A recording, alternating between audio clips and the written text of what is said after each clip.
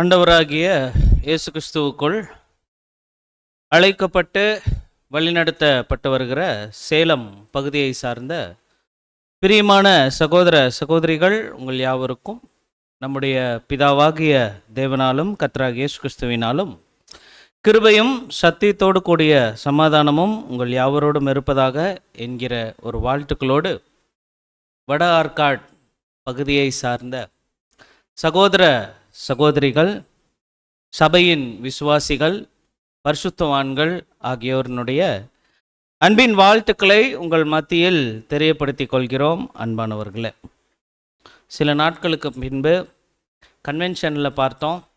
ஆனால் இங்கே உங்களை சந்திக்கிறதுல ரொம்ப சந்தோஷம். அன்பானவர்களே, இந்த ஒரு குறிப்பிட்ட வேலையில் இந்த ஆராதனையினுடைய ஆரம்பம் முதல் இந்த ஒரு நேரம் வரைக்கும் தனிப்பட்ட விதத்தில் அந்த முதல் பகுதியிலிருந்து இப்போது வரைக்கும் எனக்கு பர்சனலி தனிப்பட்ட விதத்தில் ரொம்ப பிளெஸ்ஸிங்காக இருந்துச்சு. இந்த இல்லஸ்ட்ரேஷன்ஸ், உங்களுடைய அந்த ஒத்திசைவாக தேவனுக்கு ஏறெடுத்த நன்றி, அவரை துதித்து பாடின பாடல்கள் எல்லாமே எனக்கு ரொம்ப பிளெஸ்ஸிங்காக இருந்துச்சு. அன்பானவர்களே, இதுக்கு மேலே பிளெஸ்ஸிங்காக இருக்கிறது நிச்சயமா அன்பானவர்களே, நமக்காக ஆரம்பத்தில் ஒரு சகோதரர் ஜெபித்தார். ஜெப சிந்தனைகளோடு இந்த ஒரு பாடத்திற்குள் கடந்து செல்லலாம். அன்பானவர்களே, பாடத்தின் தலைப்பு பார்க்கும் பொழுது நாம் யாருக்கு ஆராதனை செலுத்திட்டோமோ, யாரை நமக்கு ஈடுபலியாக கொடுத்தாரோ அவருக்கு ஆராதனை செலுத்திட்டோம். இவங்க இந்த ரெண்டு சர்வ வல்லமை உள்ளவர்கள் நம் வாழ்க்கையில் ரொம்பவும் அத்தியாவசியமானவர்களாக இருக்கிறாங்க.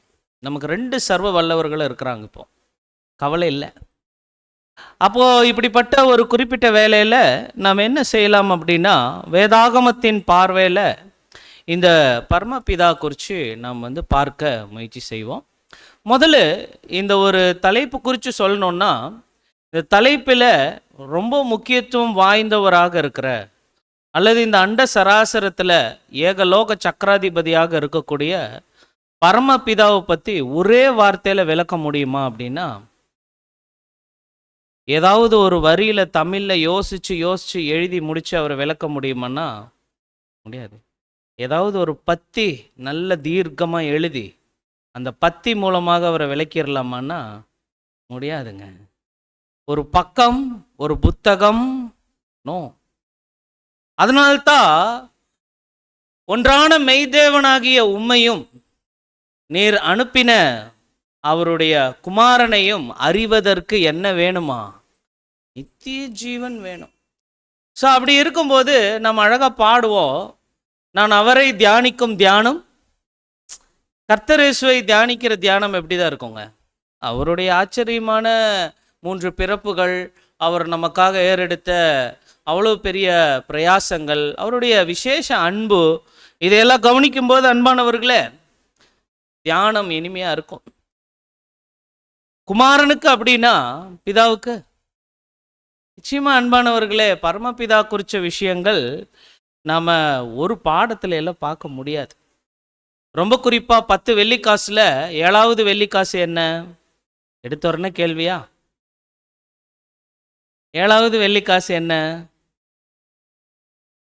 7வது வெள்ளிக்காசு ஒரு வேளை வரிசை மாறலாம், நானே சொல்கிறேன். தேவன் குறித்த சத்தியம். தேவன் குறித்த சத்தியம் 53 பேசிக் சப்ஜெக்டில் பரிசுத்தாவி, கர்த்தர் இயேசு, அதாவது தேவகுமாரன் இயேசு, அப்புறம் பிதாவாகிய தேவனோட முடிஞ்சிருச்சா? தேவன் குறித்த சத்தியம் முடியாது. நம்ம அநேக விஷயங்கள் அவர்கிட்ட இருந்து தெரிஞ்சுக்கணும். பிரதானமாக அவர்கிட்ட 4 குண அதிசயங்கள் இருக்குங்கிறாங்க: நீதி, அன்பு, வல்லமை, ஞானம். ஆனால் இன்னும் அங்கே போகும்போதே தெரியும் அவர் எப்படிப்பட்டவராக இருப்பார் அப்படின்ட்டு.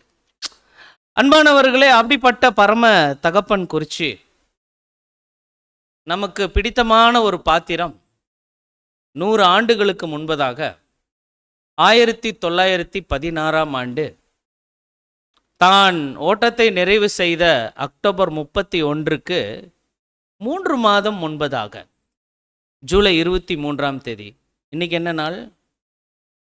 February 9. ஆனால் அந்த 1916 ஜூலை 23 இது மாதிரியான ஒரு சகோதரர்களுடைய கூடுகை மியாம் அப்படிங்கிற ஒரு இடத்துல, போர்ட்லேண்ட் அப்படிங்கிற இடத்துல சகோதரர்களுடைய கூடுகையில் தெரிந்து கொண்ட தலைப்பு தான் அது. ஸோ இந்த தலைப்பில் அவர் என்ன பேசிட்டாரோ அதை பார்க்கலாம். மீண்டும் கர்த்தர் நமக்கு சொல்லி கொடுத்த மாதிரி கற்பனைகளை மாத்திரம் பார்க்காம கற்பனைகளை கை கொள்ளுவது. சத்தியமாவது எது? சத்தியமாவது எது? கேட்குறோம் இல்லைங்களா? கேட்டதுக்கு அப்புறம் கொஞ்ச நாள் கழித்து அதை பற்றி சொல்லுங்கன்னு சொன்னால் நம்மளால் எவ்வளோ சொல்ல முடியுதோ அதுதான் சத்தியம். அதாவது என்ன சொல்ல வர்றோன்னா, நாம் எதை இன்டர்னலைஸ் பண்ணமோ, கேட்டதெல்லாம் இருக்கட்டும், ஆனால் கேட்டதை நாம் எது உள்வாங்கி அது கூட நாம் வேலை செஞ்சோமோ அதுதான் நம்மக்கிட்ட இருக்கிற சத்தியம். நம்மக்கிட்ட தங்குறது எதுவோ அதுதான் சத்தியம். அப்போ அன்பானவர்களே, இவ்வளவு நாள் தேவன் குறித்து தெரிஞ்ச விஷயங்கள் இருக்குது, பட் தெரிஞ்சுக்கிட்டே இருக்கணுங்கிறது என்னுடைய விருப்பம். ஸோ அந்த கோணத்தில் இவருடைய இந்த ஆர்டிக்கல் எடுத்து ஒரு பாகத்தையும், அதே சமயம் அந்த பாகம் எந்த அளவில் என்னுடைய வாழ்க்கையில் உங்கள் வாழ்க்கையில் அப்பியாசத்துக்கு உள்ளாக்கப்படுது அப்படிங்கிறத பார்க்குறதுன்னு தான் இந்த பாடத்தினுடைய மற்றொரு கோணமாக இருக்கு. நம்ம இரட்சகர் என்ன செய்துட்டார் அப்படின்னு சொல்லி பார்க்கும்போது, தன்னுடைய 3.5 வருட அர்ப்பணிப்பின் ஜீவியத்தில் அவர் பாருங்கள், வேத வசனம் கூட நம்ம ஸ்டார்டிங் வாசித்தோம். தம்முடைய வாயை திறந்து அவர்களுக்கு உபதேசித்து சொன்னதாவது, இருதயத்தில் அப்படி பேசினார் இல்லைங்களா, ஆவியில் எளிமை உள்ளவர்கள், சமாதானம் பண்ணுகிறவர்கள் அப்படின்னலாம் பேசிட்டே வந்துட்டு நம்மளுடைய ஆதார வசனத்தை அவர் ஒரு தடவை பேசினார். ஆதார வசனம் மத்தேயு 6:9, Matthew chapter 6 verse 9. நீங்கள் ஜெபம் பண்ண வேண்டிய விதமாவது, பரமண்டலங்கள் இருக்கிற எங்கள் பிதாவே, உம்முடைய நாமம் பரிசுத்தப்படுவதாக. உங்க நாமம் பரிசுத்தப்படுவதாக. இது ஒரு டிக்ளரேஷன். நாங்கள் தெரியாதது கேட்போம், தெரியாதவங்ககிட்ட பேசுவோம், ஆனால் உங்களுக்கு மகிமை இருக்கணும். ஆனால் அதுக்கு மேலே ஒரு சொற்றொடர் இருக்கு. அந்த சொற்றொடரின் சாராம்சம் தான் பாடத்தினுடைய காரியங்களாக இருக்கு. அவர் என்ன சொல்லிட்டார் அப்படின்னா, பரமண்டலங்களில் இருக்கிற எங்கள் பிதாவே அப்படின்னு சொல்லிட்டு இவர் சொல்லியிருக்கிறாரு. நல்லா கவனிக்கணும். அப்படின்னா அது எடுத்து சொல்லும்போது என்ன சொல்கிறாங்கன்னா, இது யாருக்கிட்ட சொன்னார்? இஸ்ரேல் ஜனங்கள் கிட்ட சொன்னாரா, இல்லை பரிசேயர் சதுசேயர்கிட்ட சொன்னாரா, அல்லது எகிப்தியர்கள் கிட்ட சொன்னாரா அப்படின்னு கேட்டால் அவங்க யார்கிட்டையும் இல்லை, மெயினாக அவருடைய சீஷர்கள் கிட்ட சொன்னார். இதனுடைய பேருண்மை என்ன அப்படின்னு சொல்லி பார்த்தீங்க அப்படின்னீங்கன்னா, இந்த யுகம் முழுக்க சீஷர்கள் போல சேலம், சென்னை, என்னடா சில ஊர் மட்டும் சொல்றாரு அப்படி சொல்றோம், சுவிசேஷ யுகம் முழுவதும் எல்லா கண்டங்கள்லையும் வெவ்வேறு பாஷைகள்ல வெவ்வேறு தேசங்கள்ல இருந்து கூடக்கூடிய சீஷர் வகுப்பார்கிட்ட சொல்லி கொடுக்கிற விஷயம் இது. இந்த சீஷர் வகுப்பார்கிட்ட தன்னுடைய பிதாவை என்னன்னு சொல்லி போடுறாருன்னா, எங்கள் பிதாவேன்னு கேளுங்க அப்படின்னு சொல்லி சொல்றார். அவர் எப்படி சுட்டி காட்டுறார் அப்படின்னு சொல்லிட்டு பாரு. ஆகவே அன்பானவர்களே, அப்படிப்பட்ட அந்த ஒரு பரமபிதா, அந்த வார்த்தை அதில் நாம் கவனிச்சு பார்க்கும் போது ஒரு நிதர்சனமான, இன்றைக்கு 2025 6000க்கும் அதிகமான வருஷங்கள் போயிடுச்சு. இந்த வருஷங்களை நாம் கவனிக்கும்போது ஒரு உண்மை என்ன அப்படின்னா, இன்னைக்கு வரைக்கும் நிறையா பேருக்கு பெற்றெடுத்த இவரை இன்னும் நிறைய பேர் என்ன பண்ணாமல் இருக்காங்க, புரிஞ்சிக்காமல் இருக்காங்க. அதான் அர்த்தம்.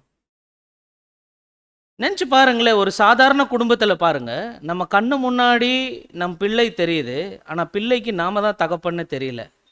இந்த மாதிரி ஒரு சூழ்நிலையில் நம்ம இருந்தோம்னா எப்படி இருப்போம்? கொஞ்சம் யோசிச்சு பாருங்க. ஆனால் அவர் சகலத்தையும் முன்னெறிஞ்சவர், சகலத்திற்கும் அவர் நீடிய பொறுமை உள்ளவராக இருக்கிறார். அவர் தெரியும் எப்போ தன்னை பற்றி புரிந்து கொள்வார்கள் என்று. சரி, இப்போதைக்கு அவர்கள் புரிஞ்சு கொள்ளாமல் இருக்கிறாங்க. இதில் நாம் இப்போ ஸ்டார்டிங் என்ன பண்ணலான்னா, அந்த பிதாங்கிற வார்த்தையை நாம் எடுக்கலாம். பேட்டர் அப்படிங்கிற லாட்டின் வார்த்தை, ஆங்கிலத்தில் ஃபாதர் அப்படிங்கிற வார்த்தை, தமிழில் தந்தை, பிதா, தகப்பன், செல்லம்மா, அப்பா சொல்லுவோம். ஸோ இந்த ஒரு வார்த்தையினுடைய அர்த்தம் அநேகர் அது கூட பொருந்துறது இல்லை. அதே சமயம் அந்த வார்த்தையினுடைய அர்த்தத்தை புரிந்து கொள்வதும் இல்லை. ஆனால் நமக்கு ஒரு பெரிய பாக்கியம், பாக்கியம் சொல்கிற இடத்துல ஒரு வாய்ப்பு சொல்லலாம். நம்மளுடைய அர்ப்பணிப்பின் ஜீவியத்தில் இவருக்கு அறிமுகமாகி இவர் தானா அவரு அப்படின்னு சொல்லி தெரிஞ்சுக்கிட்டு அவர்கிட்ட பழகிட்டு நாம் வர்றோம் அன்பான. இப்போ இந்த பிதா அப்படிங்கிற ஒரு வார்த்தை அதனுடைய உண்மையான லத்தீன்லேருந்து, கிரீக்கிலிருந்து, எபிரேய பாஷையிலிருந்து அதனுடைய உள்ளான அர்த்தம் என்ன அப்படின்னா நீங்கள் சொல்லுங்க. நீங்கள் சொல்லுங்க. சில ஓசைகள் வருது. சரி, எல்லாம் நம்ம ஒரு சிந்தனைக்காக. அப்போ பட்டர், ஃபாதர், அப்பா, தந்தை, தகப்பன், பிதா, ஆரம்பத்தில் ஜெபம் பண்ணும்போது அவரை யூஸ் பண்ணுறோம். யூஸ் பண்ணும்போது இங்கே ஒரு சிந்தனை இருக்கும். அது என்ன அப்படின்னா, ஜீவன் அளித்தவர். அழித்தவர் இல்லை, ழா இல்லை, லா. அளித்தவர், ஜீவன் அளித்தவர், லைஃப் கிவர், ஜீவனை கொடுத்தவர். இந்த பேரை பொறுத்தீங்கன்னா மாம்சீக ஜீவிகளுக்கும் பொருந்தும், ஆவிக்குரிய ஜீவிகளுக்கும் பொருந்தும், அல்லது 2 குணாதிசயங்களும் இருக்கிற புது சிருஷ்டிகளுக்கும் பொருந்தும். மாம்சீக ஜீவிகளாக நம்மளுடைய சரீரங்களுக்கு ஒரு ஜீவன் கொடுத்தவங்க இருக்கிறாங்க. ஆனால் அதெல்லாம் பூமிக்குரிய பிதாக்கள். ஆவிக்குரிய ரீதியில் நமக்கு ஜீவன் கொடுத்தவர் யாரு அப்படின்னா, இனிமேல் பிதா அப்படின்னா என்ன அர்த்தம்? ஜீவன் கொடுத்தவர். ஒருத்தர் சொன்னாரு, எங்க அப்பாக்காக நான் என்ன வேணாலும் செய்வேன் அப்படின்னு. ஏன்? அவர் கொடுக்கலன்னா இன்னைக்கு நான் உயிரோட. அந்த ஒரு நன்றி உணர்வு அநேக பேர் வெளிப்படுத்துறாங்க, ஆனா வெளிப்படுத்துறது இல்லை அநேகர். ஸோ சகோதர சகோதரிகளே, இந்த வார்த்தையினுடைய உள்ளடக்கத்தில் நம் ரட்சகர் என்ன சொல்லிட்டார் அப்படின்னா, அவர் பூமிக்குரிய பிதா இல்லை. அவர் எப்படிப்பட்ட பிதா? பரம பிதா, பரமண்டலங்களில் இருக்கிற பிதா. ஸோ இந்த பரமபிதா அர்த்தம் நாம் ஸ்டார்டிங் முன்னுரையில் நம்ம பார்க்குறோம். இதனோடு அடங்கிய வகையில் இன்னொரு கோணத்தையும் பார்க்கணும். ஒரு ஒரு ஒரு ஒரு வரி செய்தி. அந்த வரி செய்தி என்ன அப்படின்னா, ஒருவர் தந்தையாவது எளிமையான காரியம். ஒருவர் தந்தையாவது எளிமையான காரியம். ஆவிக்குரிய ரீதியில் கூட நாம் ஒருத்தங்களுக்கு தகப்பன் போல மாறலாம். பேசிக் கிளாஸ் எடுக்கிறோம், அவங்களுக்குள்ள ஒரு ஜீவனை உருவாக்குறோம், ஜெனிப்பித்ததில் தேவன்கிட்ட இருந்து வாங்கி கொடுக்குறோம், அவங்களும் புது சிருஷ்டி ஆயிடுறாங்க. ஆவிக்குரிய ஒரு தகப்பன்மாராக நம்ம மாறலாம். ஸ்பிரிச்சுவல் பேரண்ட் மாதிரி நம்ம ஒரு பொறுப்புக்கு நம்ம வரலாம். மாம்சீக பிதாக்களாகவும் நம்ம மாறுறதுக்கு வாய்ப்புகள் இருக்கு. ஆனால் எந்த நிலையிலையுமே இந்த பரமபிதா போல தந்தைங்கிற வார்த்தைக்கு உண்மையாக இருக்க முடியாது. ஏன்னா அந்த வார்த்தை குறித்து ஸ்டடி பண்ணும்போது அதுக்குள்ளே இருக்கிற விஷயங்களை எல்லாம் பார்த்தோம்னா பல வகைகளில் நம்ம கோட்டை விடுற காரியங்களை நம்ம கவனிக்க முடியும். அதே சமயம் இந்த கோணத்தில் உங்களை நான் இன்னும் கவனிக்கலையே அப்படிங்கிறத நமக்கு தோண வரும். ஸோ இதனால்தான் நாம் என்ன பண்ணிட்டோம்னா, இந்த ஒரு தலைப்பின் கீழே நாம் பார்த்துட்டோம். Becoming a father is an easy thing. ஒரு ஃபாதர் ஆகிறது ஈஸி. ஆனால் நிஜமான ஒரு பொறுப்புள்ள ஒரு தகப்பனாக இறுதி வரைக்கும் இருக்க முடியுமான்னா, நம்மளுடைய விழுந்து போன தன்மைகளில் நாம் இருக்கலான்னு நினைக்கும்போது நமக்கு வயது இருக்காது, அதுக்கப்புறம் பணம் இருக்காது, சக்தி இருக்காது, இந்த மாம்ச சரீரம் முடிஞ்சிடும். ஸோ ஒரு நல்ல தகப்பனாக இருக்கிறதுக்கு யாருனாலேயும் முடியறது இல்லை. ஆனால் புதிய சிருஷ்டிகள் அவங்க தன்னுடைய சொந்த குடும்பத்தையும் ஆவிக்குறும்பு குடும்பத்தையும் எல்லாவற்றுக்கும் மேலாக இருக்கிற பரமபிதா கிட்ட இருக்க தங்களுடைய உறவையும் மேற்கொண்டுட்டு வருவாங்க, மேலாண்மை செஞ்சுட்டு வருவாங்க. இந்த விஷயத்துல தான் இந்த பாடத்தினுடைய உள்ளான அர்த்தங்கள் இருக்குங்க அன்பானவர்கள். அப்ப இந்த பிபிலிக்கல் பர்ஸ்பெக்டிவ்ல, வேதாகமத்தின் பார்வையில அவரை பார்க்கும்போது, அவர் இருக்கிற தந்தைகள்லையே சொல்லுவாங்க இல்லையா, ராஜாதி ராஜா, கர்த்தாதி கர்த்தா. இது என்ன அப்படின்னா, பிதாக்களுக்கெல்லாம் பிதா, ஃபாதர் ஆஃப் ஃபாதர்ஸ் அப்படின்னு நாம் சொல்லலாம். அன்பானவர்களே, அதனால்தான் நம்ம ரட்சகர் என்ன சொல்லிட்டாருன்னா, இருக்கிறதுலயே இவர் எப்படிப்பட்டவராக இருக்கிறாருன்னா பரம பிதாவாக இருக்கிறார். ரகசியத்திலே பெரிய ரகசியம் அது. அதே மாதிரி பிதாவிலேயே வச்சு மிகப்பெரிய பிதா யாரு அப்படின்னா பரம பிதா. இது இவரை அடுத்த கட்டத்துக்கு நாம் போகலாம். இவர் எப்படிப்பட்டவருங்க பிரதர் அப்படின்னா, இவர்கிட்ட 4 குணலட்சணங்கள் இருக்குதுன்னு நமக்கு தெரியும். ஆனால் இந்த 4 குணலட்சணங்களையும் சில கொள்கைகளினால் சமநிலை கையாளுகிறார், சமநிலையை கையாளுகிறார். சம்டைம்ஸ் நாம் என்ன பண்ணுவோம்னா, ஒரே பிள்ளைங்க அப்படின்ட்டு அவருக்கு என்ன பண்ணிடுவோம், அதிக செல்லம் கொடுத்துருவோம். அதே சமயம் சில சமயங்களில் நம்மளுடைய கை ஓவராக தட்டிடும். சில சமயம் சில தேவையில்லாத வார்த்தைகளை உதிர்த்து விடுவோம். ஆனால் தேவன் என்ன பண்ணுறார் அப்படின்னா, என்னைக்கு தன்னுடைய குழந்தைகளை பெற்றெடுத்தாரோ இன்னைக்கு வரையும் அவருடைய குணலட்சணங்களில் ஒரு சரியான சமநிலையை கொண்டு வர்றார், பேலன்ஸ். அந்த பேலன்ஸில் ஒரு சலனங்கள் கூட இது வரைக்கும் வந்ததில்லை.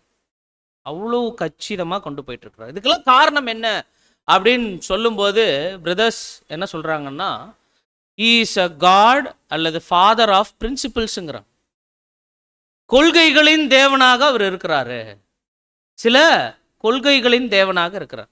இப்போ புது சிருஷ்டிகளுக்கு தேவன் எல்லா ஹெல்ப்பும் பண்ணுவாரா? கொஞ்சம் ட்ரிக்கியான கேள்விதான். எல்லா ஹெல்ப்பும் பண்ணுவாரா?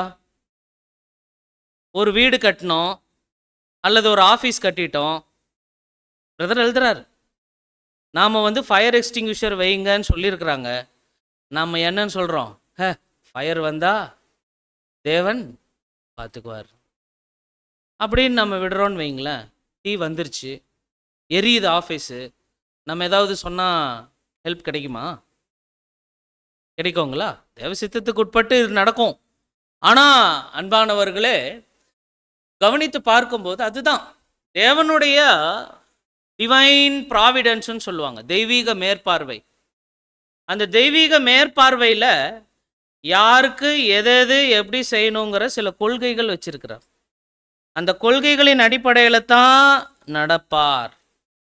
ஒருவேளை உதாரணத்துக்கு சொல்லணும்னா, இந்த வேதாகமத்தில் சொல்லப்பட்டிருக்கிறதுக்கு பாதுகாப்புக்கும் அதிகமானது ஒரு பாதுகாப்பை தேவன் ஒருபோதும் என்ன பண்ண மாட்டார், கொடுக்க.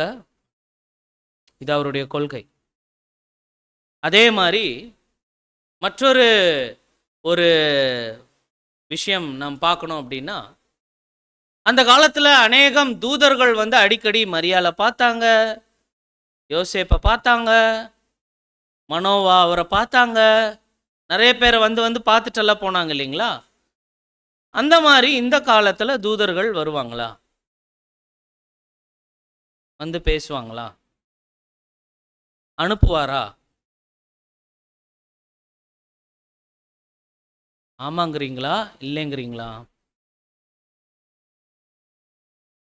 அதாவது தேவன் தெய்வீக திட்டத்தில் அல்லது மனித குல வரலாற்றில் எங்கெங்கெல்லாம் முக்கியமான டேர்னிங் பாயிண்ட்டு ட்விஸ்ட்டு வருதோ அங்கே மட்டும் அந்த நபர்களை சந்திக்க தூதர்களை அமைச்சிருப்பார். மாறாக நமக்குள்ள யாருமே இப்படிப்பட்ட விதத்தில் வேதாகமத்தின் பார்வையில் இவரை புரிஞ்சிக்காம அவர்கிட்ட வேண்டிக் கொண்டால் நீங்கள் தகாத விதமாய் விண்ணிக்கிறபடியால் உங்களுக்கு அவைகள் என்ன ஆகிறது இல்லை, சித்திக்கிறது இல்லை. சகோதர சகோதரிகளே, இது ஒரு இன்ட்ரோடக்ஷன். இது ஒரு இன்ட்ரோடக்ஷன். பைபிள் மெத்தட் படி தான் தேவன் இயங்குவார். தேவன் எப்படி இயங்குறாரோ அதைத்தான் வேதாகமத்தில் பதிவு செஞ்சிருக்கிறார். ஸோ ஆகவே நாம் புரிஞ்சு கொள்ள வேண்டியது என்ன அப்படின்னா, தேவன் கொள்கைகளின் தேவனாக இருக்கிறார், கொள்கைகள்ல இருந்து ஒரு இம்மி கூட அவர் அசைக்க முடியாது. நமக்காக பாரபட்சம் செஞ்சு, நமக்காக கொஞ்சம் சாதகமாக அல்லது நமக்காக சில சமரசங்கள் பண்ண வைக்க வாய்ப்பே கிடையாது. ஒரு கேள்வி கேட்டான் தூதர்கிட்ட, 7ஆம் தூதன் கிட்ட. நல்லா ஓடன ஒரு பிரதரு, பல பாவங்களை மேற்கொண்ட பிரதரு, தன்னுடைய இறுதி மாதங்கள்ல இருக்கும் பொழுது கடைசி நாட்களுக்கு முன்பதாக ஒரு சின்ன பலவீனம் பண்ணிட்டார். சபை ஆவாரா மாட்டாரா? கேட்டிருக்காங்க பாருங்க கேள்வி. ஆவாரா இல்லையா? ஆக முடியாது. ஏன்னா ஃபஸ்ட்டு இலக்கை அடையணும், அதுக்கப்புறம் அங்கே நின்று சாதிக்கணும். அந்த இலக்கில் மாறாமல் நம்மளை என்ன பண்ணணும்? காட்டணும். ஸோ பரம சிங்காசனத்தில் வீற்றிருக்கக்கூடிய நம்மளுடைய பரமபிதா கொள்கைகளின் தேவனாக இருக்கிறார். ஞாபகம் வச்சுக்கணும். அவர்கிட்ட முறையாக தான் நம்ம ரீச் பண்ண முடியும். முறை இல்லாமல் ரீச் பண்ணும்போது அது அங்கே செட் ஆகிறது இல்லை. குறிப்பாக ஜபம் அப்படிங்கிற அந்த ஒரு பாடத்தில் நீங்கள் பார்த்தீங்க அப்படின்னீங்கன்னா, பல ஜபங்கள் ஏறெடுக்கப்பட்டாலும் தேவன் யாருடைய ஜபங்களுக்கு மட்டும் செவி கொடுக்கிறார்? புது சிருஷ்டிகளுடைய ஜபங்களுக்கு மட்டும், அர்ப்பணித்தவர்களுடைய ஜபங்களுக்கு மட்டும்தான் செவி சாய்க்கிறார். அர்ப்பணித்தவர்களே தகாத விதமாய் விண்ணப்பிச்சா அதுக்கும் தேவன் என்ன பண்றது இல்லை. ஸோ ஆகவே சகோதர சகோதரிகளே, அவர் கொள்கைகளின் படித்தான் இருப்பார். அதே மாதிரியான ஒரு கொள்கையை தன்னுடைய குமாரன் குமாரத்திக்கிட்டே டெய்லி கையாளுவார். அப்போ சகோதர சகோதரிகளே, 6வது அத்தியாயத்திலையும் நாம் பார்த்தோம் இல்லைங்களா, அந்த ஜூலை 23 எடுக்கப்பட்ட அந்த ஒரு பாடத்திலையும் ஒரு மறுபதிப்பு, ஒரு முக்கியமான விஷயம் அவர் சொல்கிறாரு.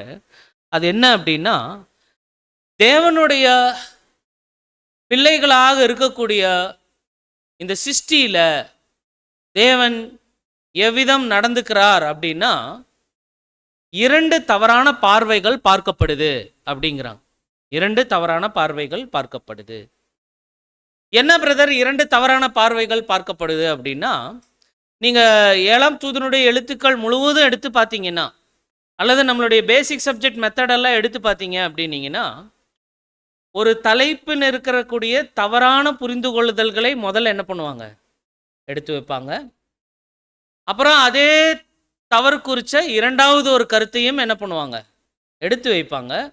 இதே பாணியில் தான் ஃபஸ்ட்டு வால்யூமே எழுதப்பட்டிருக்கும். நீங்கள் நல்லா கவனிச்சிங்கன்னா, எந்த ஒரு தலைப்பு எடுத்தாலும் அந்த தலைப்பினுடைய தப்பான பார்வை, அந்த தலைப்பினுடைய இன்னொரு தவறான பார்வை, எது 3வதாக வருதோ அதுதான் என்னது?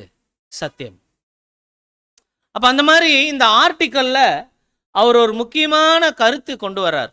அது என்ன அப்படின்னா, உலகத்தில் இருக்கிற பல பேருடைய கண்களுக்கு தேவன் எப்படி தெரிகிறார் அப்படின்னா, தேவன் சாதாரணமானவர் கிடையாது. அவர் ரொம்ப அக்கினிமயம் ஆனவர். அவர் எரிச்சல் உள்ள தேவன். அவர் நீதியின் தேவன். பாவம் செய்துட்டா அவர் என்ன பண்ணிடுவார்? அவர் அழிவுக்குள் கொண்டு சென்றுருவார். அவரை கரெக்டாக சொல்லணுன்னா, பழுக்க காய்ச்சிய ஒரு இரும்பு இருக்குன்னு வைங்களேன், அதை நம்ம தொட்ட என்ன நடக்கும்? என்ன நடக்கும்? ஓகே, அதே மாதிரி பல 100 மெகாவாட்ஸ் இருக்கக்கூடிய ஒரு மின் கம்பியை தொட்ட என்ன ஆகும்? அது மாதிரி அவரை கற்பனை பண்ணி வச்சு அவர் என்னன்னு சொல்கிறாங்க அப்படின்னா, அஃப்கோர்ஸ் அவருக்கு சர்வ வல்லமை உள்ளவர் தான். ஆனால் அவர் என்னன்னு சொல்கிறாங்கன்னா, உலகத்தில் எவர் ஒருவர் கிறிஸ்து இயேசுவின் நாமத்தின் மூலமாக ரட்சிக்கப்பட்டு ஞானஸ்நானம் எடுத்து சபையில் சேரலையோ, மீதி இருக்கிற அத்தனை பேரையும் தேவன் என்ன செய்ய போகிறாரு? அழிக்க போகிறாரு. இதுக்கு பேர் என்னன்னா அகிலாண்ட அழிவு, அகிலாண்ட யுனிவர்சல் டாம்னேஷன். நம்மளுடைய விசுவாச பிரமாணம் ஸ்டார்டிங் வாசிச்சாங்க. என்ன கிளியராக இருக்குது தெரியுங்களா? இந்த ஒரு விசுவாச பிரமாணம் வெளியில் இல்லைங்க, தவறான பார்வைகளாக இருக்கு. அதில் 2ஆம் மரணம் எங்கே வருது, அது என்ன கோணத்தில் வருது, தெளிவாக இருக்குது விசுவாச பிரமாணத்தில். ஆனா இந்த பார்வை பாருங்களேன், பரமபிதா குறிச்சு பாவங்க உலகத்தில் இருக்கிற அத்தனை பேரோ தேவனை செங்கணல், இரும்பு கம்பி, பழுத்த கம்பி மாதிரி பார்த்துட்டு இருக்கிறாங்க. பயம், அவங்களுக்கு இருக்கிற பயத்துல அவங்க தேவன்கிட்ட சேரவே முடியறதில்லை முறையா. அத்தனை பேர் இன்னைக்கு ஆராதனைக்கு போயிருக்கிறாங்கன்னா நரக பயத்துல போயிருக்கிறாங்க, எல்லாம் சத்தியத்தில் இல்லை. அத்தனை பேர் என்ன நினைச்சிட்டு இருக்கிறாங்கன்னா யூனிவர்சல் டாமினேஷன், அழிச்சிருவாரு, சத்தியத்துக்கு சபைக்கு போல, குக்கர் வெடிச்சு வந்துச்சு, நானே பயந்துட்டேன், இப்படிதான் இருக்கிறாங்க நிறைய பேர். அதுல இருந்து நான் சண்டே ஒழுங்கா போயிடுறேன். ஒரு நாள் வீட்டுக்குள்ள உட்காந்துட்டு இருந்தேன், குக்கர் வெடிச்சிருச்சு ஞாயிற்றுக்கிழமை, அதனால நான் நம்ம கேட்டது சொல்றோம். ஸோ யூனிவர்சல் டாமினேஷன் அவர் அப்படி பார்த்துட்டு இருக்கிறாங்க. அப்படி இல்லைங்க. இது எப்படின்னா டூ மச் ஜஸ்டிஸ் ஒருத்தர் மேல வச்சிருக்கிறாங்க, அதிக நீதிக்குரியவராக வச்சிருக்கிறாங்க. நம்ம ஆல்ரெடி பார்த்தோம், அவர் தன்னுடைய கொள்கைகளின் நிமித்தம் 4 குணலட்சணங்களையும் என்ன கடைபிடிச்சிட்டு வர்றாரு, அவ்வளோதாங்க. இதுதாங்க இன்னைக்கு நம்மளுடைய பாயிண்ட், தான் நம்மளுடைய சத்தியம்.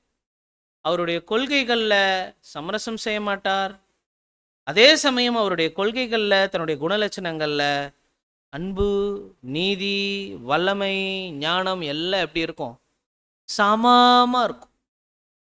சரி, இது முதல் தப்பறை, யூனிவர்சல் டாமினேஷன், எல்லாரையும் அழிச்சிருவாரு, சபையை மட்டும்தான் அப்படிங்கிறாங்க. அதே மற்றொரு கோணத்தில் அந்த பக்கம் பார்க்கும்போது இன்னொருத்தர் என்ன சொல்றாருன்னா, அன்பின் ரூபியாக, கருணை கடவுளாக, கருணா மூர்த்தியாக அவரை வச்சுட்டு நம்மளுடைய பரம தந்தையை எப்படி பார்க்குறாங்கன்னா ஃபுல் ஆஃப் லவ், அன்பே உருவானவராக அவரை பார்க்குறாங்க. அவர் என்னதான் பண்ணாலும் சரிங்க, அவரு நீ என்ன வேணாலும் பண்ணிக்கோப்பா, கொஞ்சம் கரெக்டாக இருக்கிற மாதிரி இருக்குல்ல. என்ன சொல்றாங்கன்னா, பிரதர் எழுதுறாரு, fatherhood of God, brotherhood of all men. நம்ம எல்லாரும் சகோதரர்கள், நமக்குள்ள வித்தியாசங்கள் இல்லை, வேற்றுமைகள் கிடையாது, நம்ம அனைவரையும் தேவன் கொண்டு வந்துடுவார். அதுக்கு பேர் தான் ராஜ்யம். கரெக்டாக இருக்கிற மாதிரி இருக்கும். பிரதர் சொல்றாரு, இது கரெக்டாக இருக்கிற மாதிரி இருக்கும், ஆனால் இதுலேயும் ஒரு மிஸ்டேக் இருக்கு. இதுக்கு பேரு யூனிவர்சல் டாமினேஷன் இல்லை, யூனிவர்சல் சால்வேஷன், அகிலாண்ட ரட்சிப்பு. அகிலாண்ட ரட்சிப்பு கரெக்டானா ஒரு மாதிரி கரெக்ட் சொல்ற மாதிரி நம்ம வந்துடுவோம். அதனால ஆர்டிக்கல் படிக்கும்போது பிரதர் என்ன சொல்றேன்னு, நான் 2வது வியூக்கு கரெக்ட் மாதிரி நினச்சிட்டேன் நம்ம படிக்கும்போது. ஆனால் சொல்றார், no, this is a wrong view சொல்றார். இது ஒரு தவறான பார்வை. எது கரெக்டான பார்வை அப்படின்னா, எப்பவுமே எத்தனாவது தான் கரெக்டான பாயிண்ட் வரும் அவருடைய எழுத்துக்கள்ல, மூன்றாவது சொல்லும்போது என்ன சொல்றாருன்னா, யூனிவர்சல் டாமினேஷனும் இல்லை, யூனிவர்சல் சால்வேஷனும் கிடையாது, அவர் எல்லாரையும் ரட்சிக்கிறது கிடையாது. அப்படி பண்ணிட்டார்னா அதுல ஃபர்ஸ்ட் நிற்கிறது சாத்தானா தான் நிற்பார். அப்படி பண்றது இல்லை. யூனிவர்சல் சால்வேஷன் எல்லாருக்கும் கிடையாது. அப்போ எப்படி அப்படின்னா, சகோதர சகோதரிகளே, அடுத்து ஒரு விஷயம் அவர் சொல்றாரு, அதுக்கு பேர் என்ன அப்படின்னா யூனிவர்சல் ரிடம்ஷன்.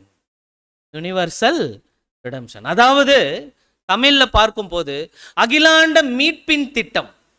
அகிலாண்ட மீட்பின் திட்டம், அதாவது அன்பானவர்களே, அன்புல வித்தியாசம் காட்டுறார், அன்புல வித்தியாசம் காட்டுறார்.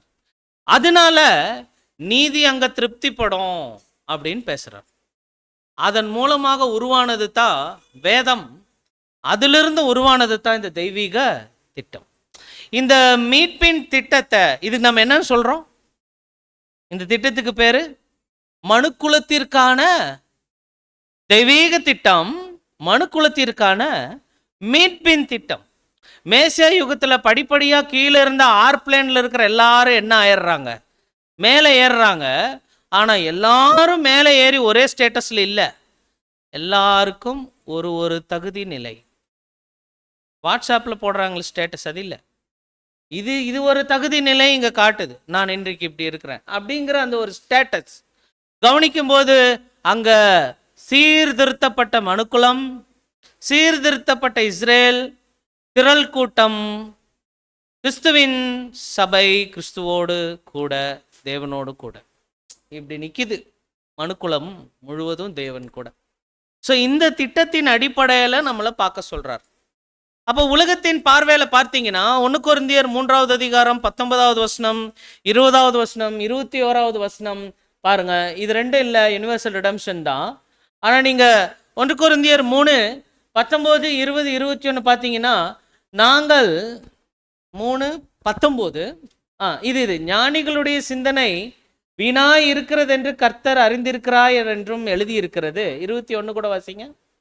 ஞானிகளுடைய சிந்தைகள் இப்படி இருக்க ஒருவனும் மனுஷரை குறித்து மேன்மை பாராட்டெதிர்ப்பாதானாக, எல்லாம் உங்களுடையதே. ஸோ சகோதர சகோதரிகளே, பல பல கொள்கைகள் பேசுவாங்க. ஆனால் வேதாகமத்தின் கொள்கையின்படி, பார்வையின்படி தேவன் எப்படி இருக்கிறாரோ அதுதான் நம்மளுடைய நெற்றியில் இருக்கணும். இதுதான் நம்மளுடைய பார்வை. இதா கொச்சு அப்போ சொல்றாரு இல்லைங்களா, ஏதேன்ல தேவன் ஸ்டார்டிங்கே வச்சுட்டார். எத்தனை ஆறுகள்?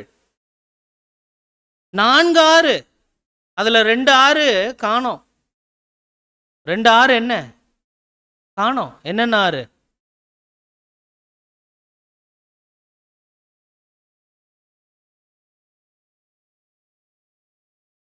ஈகோன். மீதி 2 இருக்கு, பூமியில் இருக்கு. ஒரு 2 காணோம். சபை, திரள் கூட்டம், மேல ஆவிக்குரிய ஜீவிகள். அந்த ஆறுகள் மறைஞ்சு போச்சு, பூமியில் இருக்காது சுவடுகள். ஆனா மீதி இருக்கிற 2 இஸ்ரேல் மற்றும் மனுக்குலம், அது பூமியில் இருக்கும். அன்னைக்கே பண்ணிட்டாரு. சகரியாவின் 4 ரதங்கள், 4 விதமான ரதங்கள் அங்க நாம் பார்க்கிறோம். 2 மலைகளுக்கு நடுவில், ஆதாம் முதல் 2ஆம் ஆதாம் வரைக்கும் அருமையா திட்டம் வச்சிருக்கிறார். வேதாகமத்தின் பார்வையில தேவன் தன்னுடைய ஜனங்களை எப்படிதான் பண்றாருன்னா 4 டிவிஷனாக கையாளுறாருங்க. அன்பானவர்களே, இது சொல்லும்போது ஒருத்தர் ஒரு கதை சொன்னார். எப்படி அப்படின்னா, ஒரு வீட்டில் 12 பேர் இருக்கிறாங்க. 12 பேர். அந்த 12 பேர்ல 12ஆவதா இருக்கிறவர் என்ன பண்றாருன்னா, 12ஆவதா இருக்கிறவர் அந்த வீட்டில் இருக்கிற பெரியவருக்கு எப்பவுமே மதிப்பு கொடுக்குறாரு. அவர் முன்னாடி எப்பவுமே நல்லவராக இருப்பார். சொன்னால் இம்மிடியட்டாக செய்வார், உடனடியாக செய்வார். கூடவே இருந்த அந்த 11ஆவது நபர் இருக்கிறார் பாருங்க, அவர் இருக்கும்போது தான் நல்லவர். அந்த பெரியவர் இல்லைன்னா அவர் வேற மாதிரியான ஒரு நபர். ஒருத்தர் எப்பவுமே நல்ல ஒரு ஜீவியாக இருக்கிறாரு. இன்னொருத்தர் பார்வைக்கு மாத்திரம் ஜீவியாக இருக்கிறார். மீதி 10 பேருக்கும் அந்த பெரியவர் குறித்த தவறான கருத்துக்கள், சரியான மதிப்பு கிடையாது. மதிப்பு கொடுக்குறேன்னு சொல்லிட்டு வேற ஏதேதோ செய்கிறாங்க. இப்போ அந்த மாதிரியான ஒரு 12 பேர் கூட நீங்கள் வாழ்க்கை நடத்தணும்னா அந்த வீட்டில் நீங்கள் எப்படி இருப்பீங்க? இருக்கிறதுல மொத்தம் எத்தனை பேர் நமக்கு சாதகமாக இருக்கு? மீதி இருக்கிற எவ்வளோ சரியில்லை? 11 சரியில்லை. அந்த வீடை எப்படி நீங்கள் மெயின்டைன் பண்ணுவீங்க? இப்போ அந்த 12மே நம்ம பிள்ளைகளாக இருந்தால் எப்படி இருக்கும்? நம்ம தான் உங்களுக்கு பெற்றோராக இருந்தால் எப்படி இருக்கும்? கிட்டத்தட்ட அதே போன்றது ஒரு சூழ்நிலையில தான் இன்னைக்கு சபைன்னு சொல்லக்கூடிய ஒரே கீழ்ப்படிதல் உள்ள ஒரே சொற்பமான பிள்ளைகளை மாத்திர வச்சுக்கிட்டு திரள் கூட்டம்னு மாறி மாறி அனலே இல்லாமல் குளிர் இல்லாமல் இருக்கிறவங்களையும் மெயின்டைன் பண்ணிட்டு தன்னை யாருன்னே புரியாத 10 பேர் கூட தேவன் என்ன பண்ணிட்டு இருக்கிறாரு? 2025 வந்துருச்சு. இதான் போயிட்டு இருக்கு. சகோதர சகோதரிகளே, எபிபானியா முடிஞ்ச அப்போகாலிப்சிஸ்னு வரும் பார்த்தீங்களா? வரும்போது தேவனுக்கு தெரியும். கர்த்தர் இயேசு சொன்னாரு, எல்லாரும் தேவனால் போதிக்கப்பட்டிருப்பார்கள். தேவனை எங்கும் தொழுது கொள்ளக்கூடிய காலம் வரும். குமாரன் தெளிவா சொன்னார். சகோதர சகோதரிகளே, அந்த வீட்டில் இருந்த 12 பேர் மாதிரியே தான் இன்னைக்கு சபையாக நாம் என்ன இருக்கிறோம்னா முன்குறிக்கப்பட்டு இங்க வந்து அவருக்கு பிள்ளைகளாக இருக்கிறோம். இதை நல்லா கவனிச்சு பார்க்கும்போது சரியா அந்த வீட்டில் நடந்த உண்மையான ஒரு விஷயம் என்னன்னா, இன்னைக்கு மீதி இருக்கிற 11 பேர் கூட அவர் டீலிங்கே பண்றது கிடையாது. ஜபம் பாடம் யார் கூட மட்டும்தான் பேசிட்டு இருக்கிறாரு? ஒருத்தர் கூட தான். இந்த 12ஆவது நபர் இருக்கிறார் இல்லையா, அவர் ஒருத்தர் கூட தான் டீல் பண்றார். அப்ப மீதி 11 அவங்க எத்தனை தடவை அப்பான்னு கூப்பிட்டாலும் சரி, ஆனா அது எல்லாமே எங்கிருந்து வர்றது மட்டும்தான். இங்கிருந்து வர்றது. இங்கிருந்து வர்றது இல்லை. அந்த 11 பேரும் எங்க அப்பா இதுதான், எங்க அப்பா இதுதான் சொல்லிக்கிறாங்க. பட் அது இருதயத்திலிருந்து வரலைங்க. அந்த 11 பேர் கூட அவருக்கு சரியான உறவு இல்லை. இன்னைக்கு அவருக்கு பிள்ளைனா அது யார் தான்? சிருஷ்டி மட்டும்தான். புரியுதா விசேஷம்? இன்னைக்கு தேவனே இன்னைக்கு நம்மளை விழிக்க வச்சிருக்கிறாரு. இந்த ஒரு நாள் கொடுத்துருக்கிறாரு. இந்த ஆண்டு, இந்த மாதம், இந்த வாரம் போயிட்டு இருக்கு அப்படின்னா தேவன் கூட எப்படி நாம் இருக்கிறோம் அதை நாம் யோசிக்கணும்.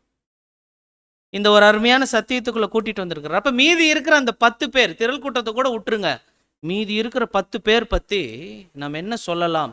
இந்த ஆர்டிக்கல்ல, இந்த ஜூலை மாதம் 23ஆம் தேதி சொன்ன இந்த ஒரு ஆர்டிக்கல்ல அவர் எழுதின கருத்து பயங்கரமா இருந்துச்சு.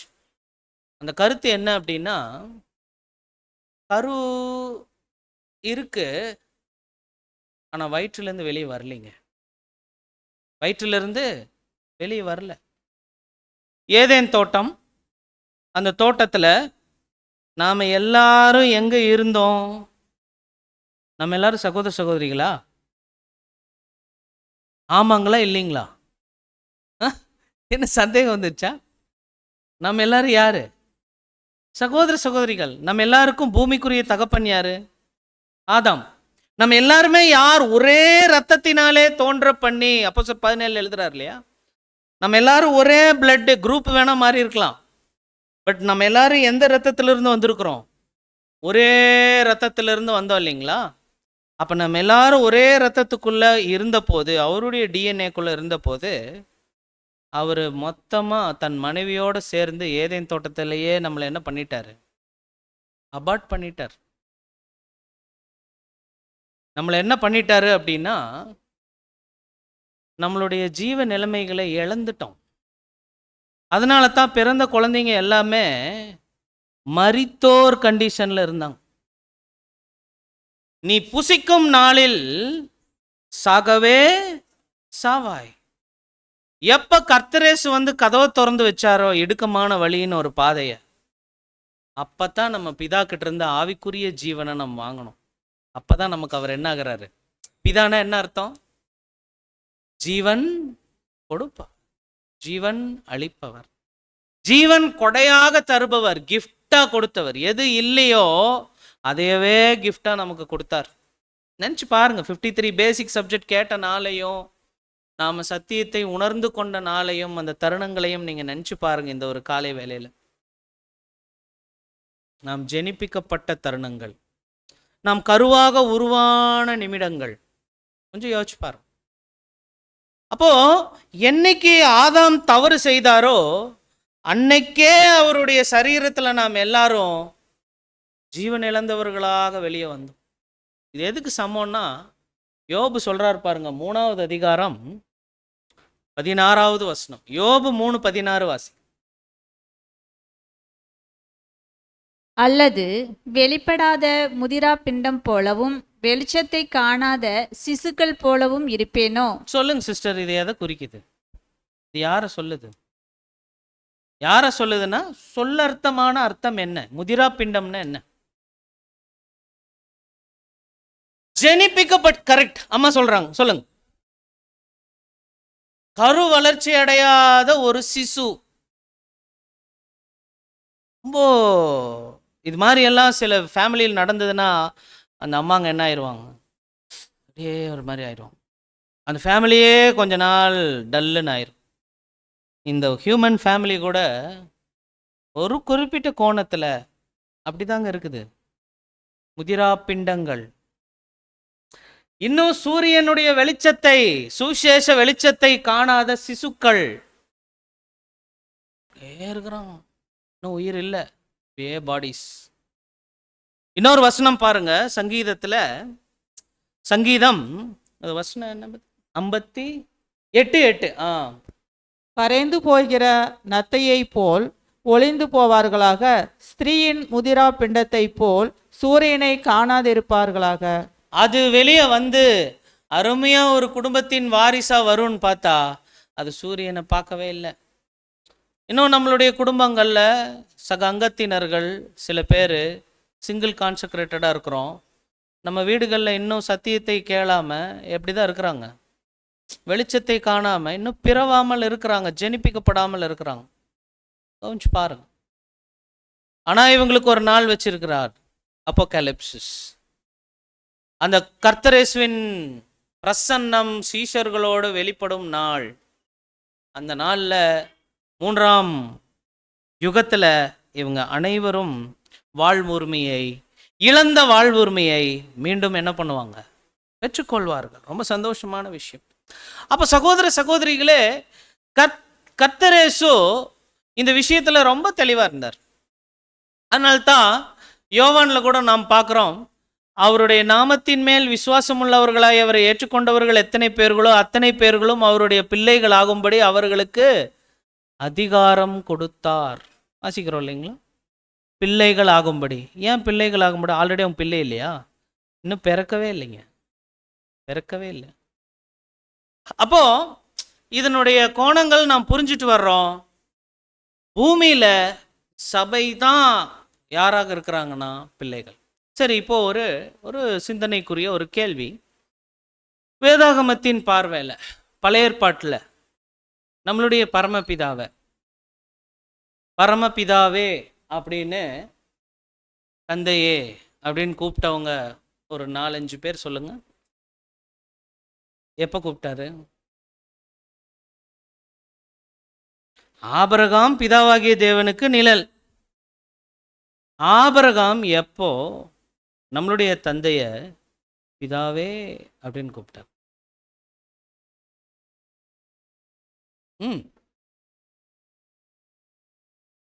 சர்வ வல்லவர்.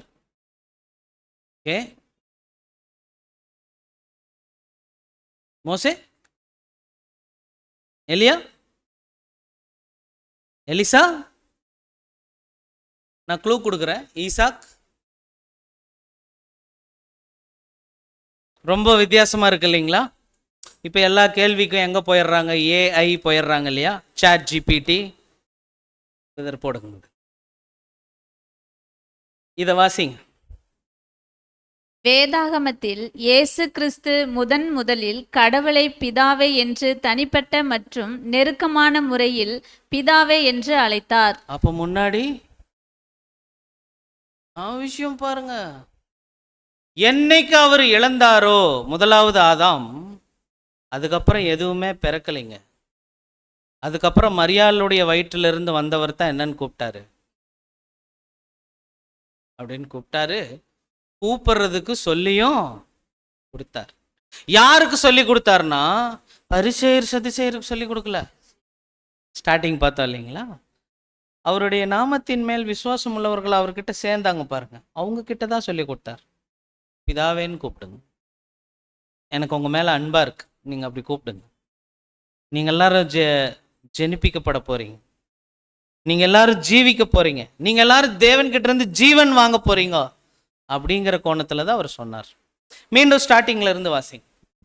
வேதாகமத்தில் இயேசு கிறிஸ்து முதலில் கடவுளை பிதாவே என்று தனிப்பட்ட மற்றும் நெருக்கமான முறையில் பிதாவே என்று அழைத்தார். அன்பான தகப்பனாக தேவனுடைய பங்கை வலியுறுத்தி தம்மை பின்பற்றுகிறவர்களுக்கு இந்த உறவை அவர் அறிமுகப்படுத்தினார். கிளாப் பண்ணுங்க, இந்த பாயிண்ட்டுக்கு கிளாப் பண்ணும். எங்க அப்பாவே எனக்கு சொல்லி கொடுத்தவர் அப்படின்ட்டு. ஸோ அன்பானவர்களே, பதில் வருது இந்த மாதிரி. ஸோ கவனிக்கும் போது, ஆனால் நீங்கள் உபாகமம் 32 அங்கெல்லாம் நீங்கள் பார்த்தீங்க அப்படின்னீங்கன்னா, அவர் பிதாவா அடையாளப்படுத்தின சில தருணங்கள் வரும். ஆனால் யாருமே ஓப்பனாக கால் பண்ணல. மேபி இது ஒரு அசைன்மெண்ட்டாக நம்ம எடுத்துக்கலாம், ஒரு பயிற்சியாக. நான் ஒரு ஃபியூ டேஸ் தேடினேன், எனக்கு தட்டுப்படவில்லை. ஒருவேளை நீங்கள் தேடினீங்கன்னா நாம் டிஸ்கஸ் பண்ணலாம் மே மாத கன்வென்ஷன். ஓகே. ஸோ அன்பானவர்களே, அப்போ கவனிக்கும் போது என்ன சொல்கிறாரு அப்படின்னு சொல்லி பார்த்தோம் அப்படின்னம்னா, பிரதரே எழுதுறாரு ஒரு பாயிண்ட்டு, நோ ஜூ, எந்த ஒரு யூதனுமே தன் வாய் திறந்து கொண்டு வந்திருக்கீங்களா? இது வாசிங்களேன், ரீப்ரிண்ட் 56-83 பேராகிராஃப் 6. எந்த யூதரும் அப்படிப்பட்ட வார்த்தைகளை பயன்படுத்தவில்லை. அவர்கள் வேலைக்காரர்களின் வீட்டாராகவே இருந்தனர். அப்பா அப்பா அப்பா, ஐயா ஐயா ஐயா, வித்தியாசம் இருக்கு. மாஸ்டர் எஜமான்னு கூப்பிட்றதுக்கும் அப்பா அப்படின்னு கூப்பிட்றதுக்கும் என்ன இருக்கு? வித்தியாசம் இருக்கு. ஸோ சுவிசேஷ யுகம் ஒரு ஒரு அருமையான யுகம்.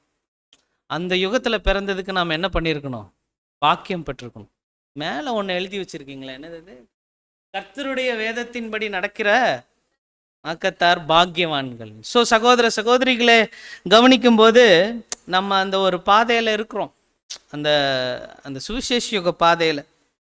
இதுவே நீங்கள் கவனிச்சிங்கன்னா யோவான் 7வது அதிகாரம் 47-48 சரியாக பார்க்கும்போது இது மாதிரியான ஒரு வாய்ப்பை சீசர்கள் கிட்ட இருந்து நாளைக்கு சொல்லவே இல்லைன்னு சொல்லிடக்கூடாதுன்னு பரிசேயர் சதுசேயருக்கு அந்த வாய்ப்பு போச்சு. ஆனால் அவங்க தேவனை கிறிஸ்து மூலமா விசுவாசிச்சாங்களா அப்படின்னு பாயிண்ட் பாருங்க. 7:47-40. அப்பொழுது பரிசேயர், நீங்களும் வஞ்சிக்கப்பட்டீர்களா? அதிகாரிகளாவது பரிசேயரிலாவது யாதும் ஒருவர் அவனை விசுவாசித்ததுண்டா? அவர் சொல்றதெல்லாம் நாங்கள் என்ன பண்ண மாட்டோம் அப்படின்னு ஜெனிப்பிக்கப்படுற வாய்ப்பை, ஜீவன் பெற வாய்ப்பை சில பேர் என்ன பண்ணிடுறாங்க? உதாசீனப்படுத்திடுறாங்க. அதனால அவங்க என்ன பண்ண முடியறது இல்லை, அந்த கருக்கள் உருவாகிறது இல்லை, அவங்க உருவாகி வர்றது கிடையாது அப்படின்னு சொல்லிட்டு நம்ம பார்க்குறோம்.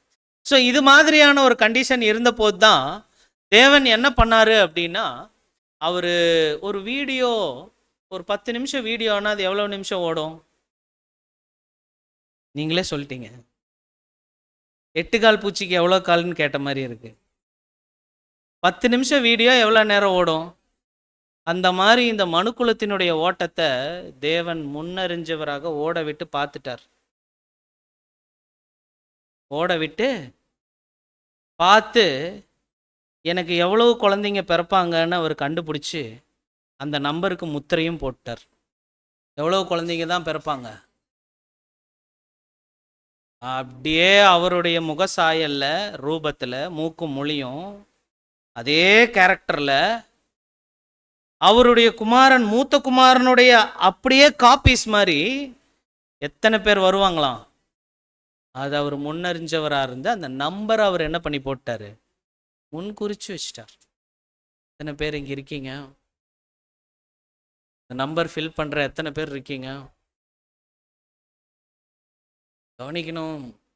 இதுதான் நம்மளுடைய லக்கு, இதுதான் நம்மளுடைய பார்வை. வெளிப்படுத்துதல் 14வது அதிகாரத்தில் இந்த 1,44,000 பற்றி சொல்கிறார் பாருங்க. இதுக்குள்ளே போய் அந்த குழந்தைகள் வகுப்பாருக்குள்ளே நாம் நிற்கணும். நேரடி பிள்ளைகள் போல, அவரால் ஜெனிப்பிக்கப்பட்ட பிள்ளைகள் போல நாம் அங்கே போய் நிற்கணுங்க அன்பானவர்களே. இதை குறித்து அப்போஸ்தலர் பவுல் தன்னுடைய கடைசி நிருபம், எந்த நிருபம்? கேள்வி கேள்வி கேள்வி. எந்த நிருபம்? கடைசி நிருபம். இப்பொழுதே நான் பானபலியாக வார்க்கப்பட்டு போறேன் அப்படின்னு சொல்லி முடிச்ச நிருபம். அதுக்கப்புறம் அவரு முடிச்சிட்டார். இனிமேல் இப்படி நிருபங்கள் சொன்னா நல்லா இருக்கும்ல? பைபிள் ரீட் பண்ற சிஸ்டர் வாசிங்க அந்த நிருபத்துல 2வது அதிகாரம் 19வது வசனம். 2 தீமோத்தேயு 2வது அதிகாரம் 19வது வசனம். ஆகிலும் தேவனுடைய உறுதியான அஸ்திபாரம் நிலைத்திருக்கிறது, கர்த்தர் தம்முடையவர்களை அறிவார் என்பது. எவ்வளவு கூட்டமா இருந்தாலும் காணாம போனா தன்னுடைய பிள்ளைகளை அந்த அப்பா அம்மா என்ன பண்ணுவாங்க? அது மாதிரி கர்த்தர் தம்முடையவர்களை, God knows his own, அவருக்கு உரியவங்க யாரு அப்படிங்கிறவங்கள அவர் என்ன பண்ணுவார்? கண்டுபிடிப்பார், இழுப்பார். பாவ நிவாரண பலியில் அந்த ஆட்டினோட கழுத்தில் கயிறு போட்டு ஆசரிப்பு கூடாரத்துக்கு இழுத்துட்டு வந்தார் இல்லையா? ஆற்காடு பாஷையில் பாசணும்னா இஸ்துன்னு வந்தார் இல்லையா? அந்த மாதிரி அந்த ஆடுகளை என்ன பண்ணுறாருன்னா, சரியாக காலைக்கு எது நடந்ததோ அதே மாதிரி அந்த கடாக்க நடக்கணும் அப்படின்னு சொல்லிட்டு என்ன பண்ணுறாரு? அப்படியே ஆசரிப்பு கூடாரத்துக்கு கொண்டு வந்து விட்டுருவார்.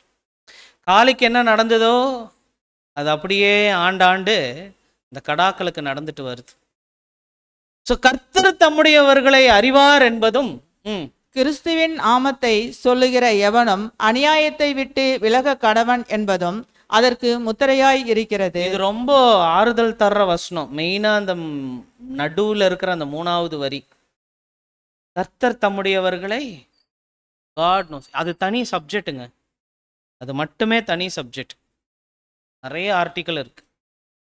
எப்படி தேவன் தன்னுடையவர்களை செலக்ட் பண்ணுவார், சூஸ் பண்ணுவார், அவங்கக்கிட்ட உறவாடுவார், அதெல்லாம் நம்மளுடைய பர்சனல் மெடிடேஷனுக்குரிய தியானத்துக்குரிய நல்ல பாடங்கள். ஸோ இப்படி பார்க்கும்போது அன்பானவர்களே, இந்த கர்த்தர் தம்முடையவர்கள் அப்படின்னு சொல்கிறார் இல்லைங்களா, அவங்கள கவனிக்கும்போது ஒரு பிரதரு வேறொரு கோணத்தில் பதில் கொடுத்துருக்குறாரு. அவங்க காதெல்லாம் பெருசாக இருக்குமா. எப்படி இருக்குமா? எப்படி இருக்கும்? இருக்குமா அப்படின்னா என்ன அர்த்தம் அப்படின்னா, உலகத்தில் இருக்கிற எல்லா சகோதரிகள், சகோதரர்கள், உடனங்கங்கள், சொந்த வீட்டார், அவங்களுடைய பிரச்சனைகளுக்கு எப்படிப்பட்டவங்களா இருப்பாங்க? அவங்க குட் லிசனர்ஸாக இருப்பாங்க, செவி சாய்க்கிறவங்களா இருப்பாங்க. உதாசீனப்படுத்தாம ஏதாவது ஒரு பிரச்சனைன்னு வந்தால் அந்த உபத்திரவங்களுக்கு என்ன பண்ணுவாங்க? அவங்க செவி சாய்ச்சு பிசின் தைலம் தடவுறவங்களா இருப்பாங்க. கண்ணை எப்படி இருக்கும் தெரியுங்களா? அப்படியே கூர்மையாக இருக்கும்.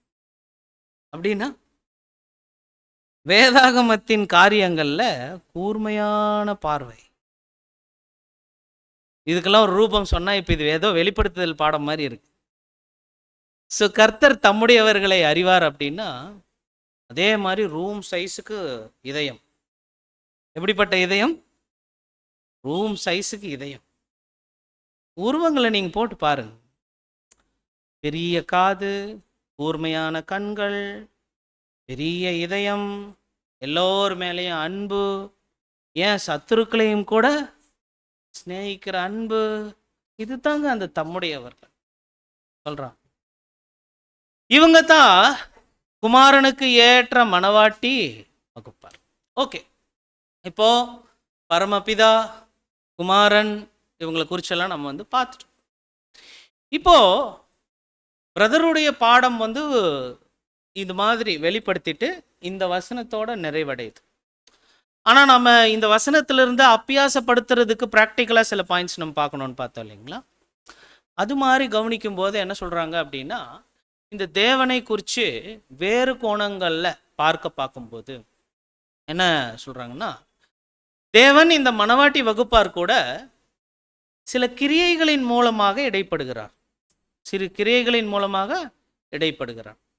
அந்த கிரியைகளை எல்லாம் நம்ம நோட் பண்ணி வச்சிட்டோம்னா நம்மளுடைய பிதா கிட்ட அந்த விஷயங்களை எல்லாம் நம்மளுடைய ஆவிக்குரிய தனிப்பட்ட வாழ்க்கையில் உய்த்து உணர முடியும் அப்படிங்கிறாங்க. நன்கு அதை கவனித்து உணர முடியும் அப்படிங்கிறாங்க. இப்போ அந்த 7 கிரியைகள் என்னென்ன அப்படின்னா ஒன்றொன்னா நம்ம பார்க்கலாம். அந்த 7 கிரியைகள் காட்ஸ்னுடைய 7 ஒர்க்ஸு, அவருடைய 7 அம்சங்கள் ஒரு தன்னுடைய பிள்ளை வகுப்பார்கிட்ட. இது கர்த்தர் இயேசுவுக்கும் பண்ணியிருப்பார், 144க்கும் பண்ணுவார். அந்த கோணத்தில் கவனிக்கிறோம். சரி, இதை நம்ம பார்க்கறது சந்தோஷம். ஓகே, வேதாகமத்தின் பார்வையில் வசனங்களின் அடிப்படையில் கவனிச்சா பிரதரும் என்ன பண்ணியிருக்கிறோம் அப்படின்னம்னா சில வசனங்கள் தான் நம்ம போட்டிருக்கிறோம். ஆனால் வேதம் முழுக்க இந்த 7 கிரியைகள் பற்றின வசனங்கள் தான் இருக்குது. 7 கிரியைகள் மட்டும் இல்லை, இன்னும் நிறைய கிரியைகள் கூட இருக்குது. ஆனால் பாடத்துக்கு சமயம் போதாதுன்ட்டு நாங்கள் ஒரு 7 எடுத்து வச்சுருக்கிறோம். 7 ஞாபகத்தில் வைக்கிறதுக்காக ஒரு 7 எடுத்து வச்சுருக்கோம். அந்த 7ல் கவனிக்கும் போது அன்பானவர்களே, முதல்ல தேவனுடைய நிலைமை அதை கொஞ்சம் கவனிக்கலாம். ஏன்னா நம்ம இந்த ஒரு ஆராதனை வேலையில் தேவனை குறித்து நம்மளுடைய இந்த காட் ஸ்பாட்டில், இந்த இருதயத்தில், இந்த சிந்தனையின் பக்கத்தில் அவர் குறித்து கொஞ்சம் யோசித்து வைப்பது நல்லது. எப்பேற்பட்ட தேவன், ஆனால் நமக்கு போய் இந்த வேலைகளை எல்லாம் செஞ்சுட்டு இருக்கிறாரா அப்படின்னு ஒரு சிந்தனை நமக்கு வரும். அப்படி நீங்கள் பார்க்கலாம். முதல் வசனம் சங்கீதம் 90வது அதிகாரம் 2வது வசனம். பர்வதங்கள் தோன்றும் முன்னும் நீர் பூமியையும் உலகத்தையும் உருவாக்கும் முன்னும் நீரே அனாதையாய் என்றென்றைக்கும் தேவனாய் இருக்கிறீர். இவ்வளவு பிள்ளைகள் பெற்றிருக்கிறாரு, ஆனா அவர் எப்படிப்பட்ட தேவன்? அப்படியா? அதுதான் விளக்கமா? அது அப்படிதான் நினச்சிட்டு இருந்தோம். பட் இங்கிலீஷ் பைபிள் கூட கம்பேர் பண்ணுறது, பிரதரோட விளக்கங்கள் பார்க்கறது, இந்த மாதிரி எல்லாம் செக் பண்ணும்போதே தெரியுது அந்த அனாதினா என்னன்னா, நேரம் சரியாக இப்போ எவ்வளோ 12:05 பார்க்காமையே சொல்றீங்களே, பயங்கரமான. ஓகே, 12:05 இருக்குது அப்படின்னா இந்த உலகத்துல இங்க இருக்கா? ஓகே, சகோதர சகோதரிகளே, உங்களுக்கும் வசதியா எனக்கும் வசதியா? ஓகே, ஸோ அன்பானவர்களே, இந்த நேரம் கவனிங்க. இந்த நேரம் பார்த்தீங்கன்னா முதல் டிக்குன்னு அடிச்சிருக்கோம் இல்லையா?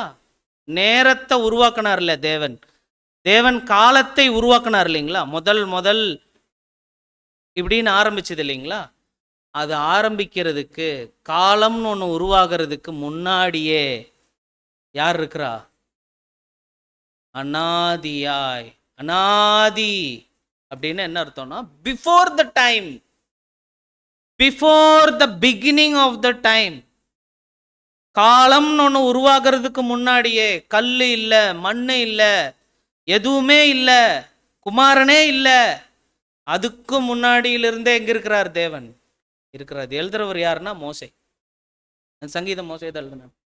சொல்றாரு, நீரே அனாதியாய் என்றென்றைக்கும் தேவனாய் இருக்கிறீர். ரொம்ப முன்னாடியிலிருந்து இருக்கிறீங்க. ரொம்ப நன்றி.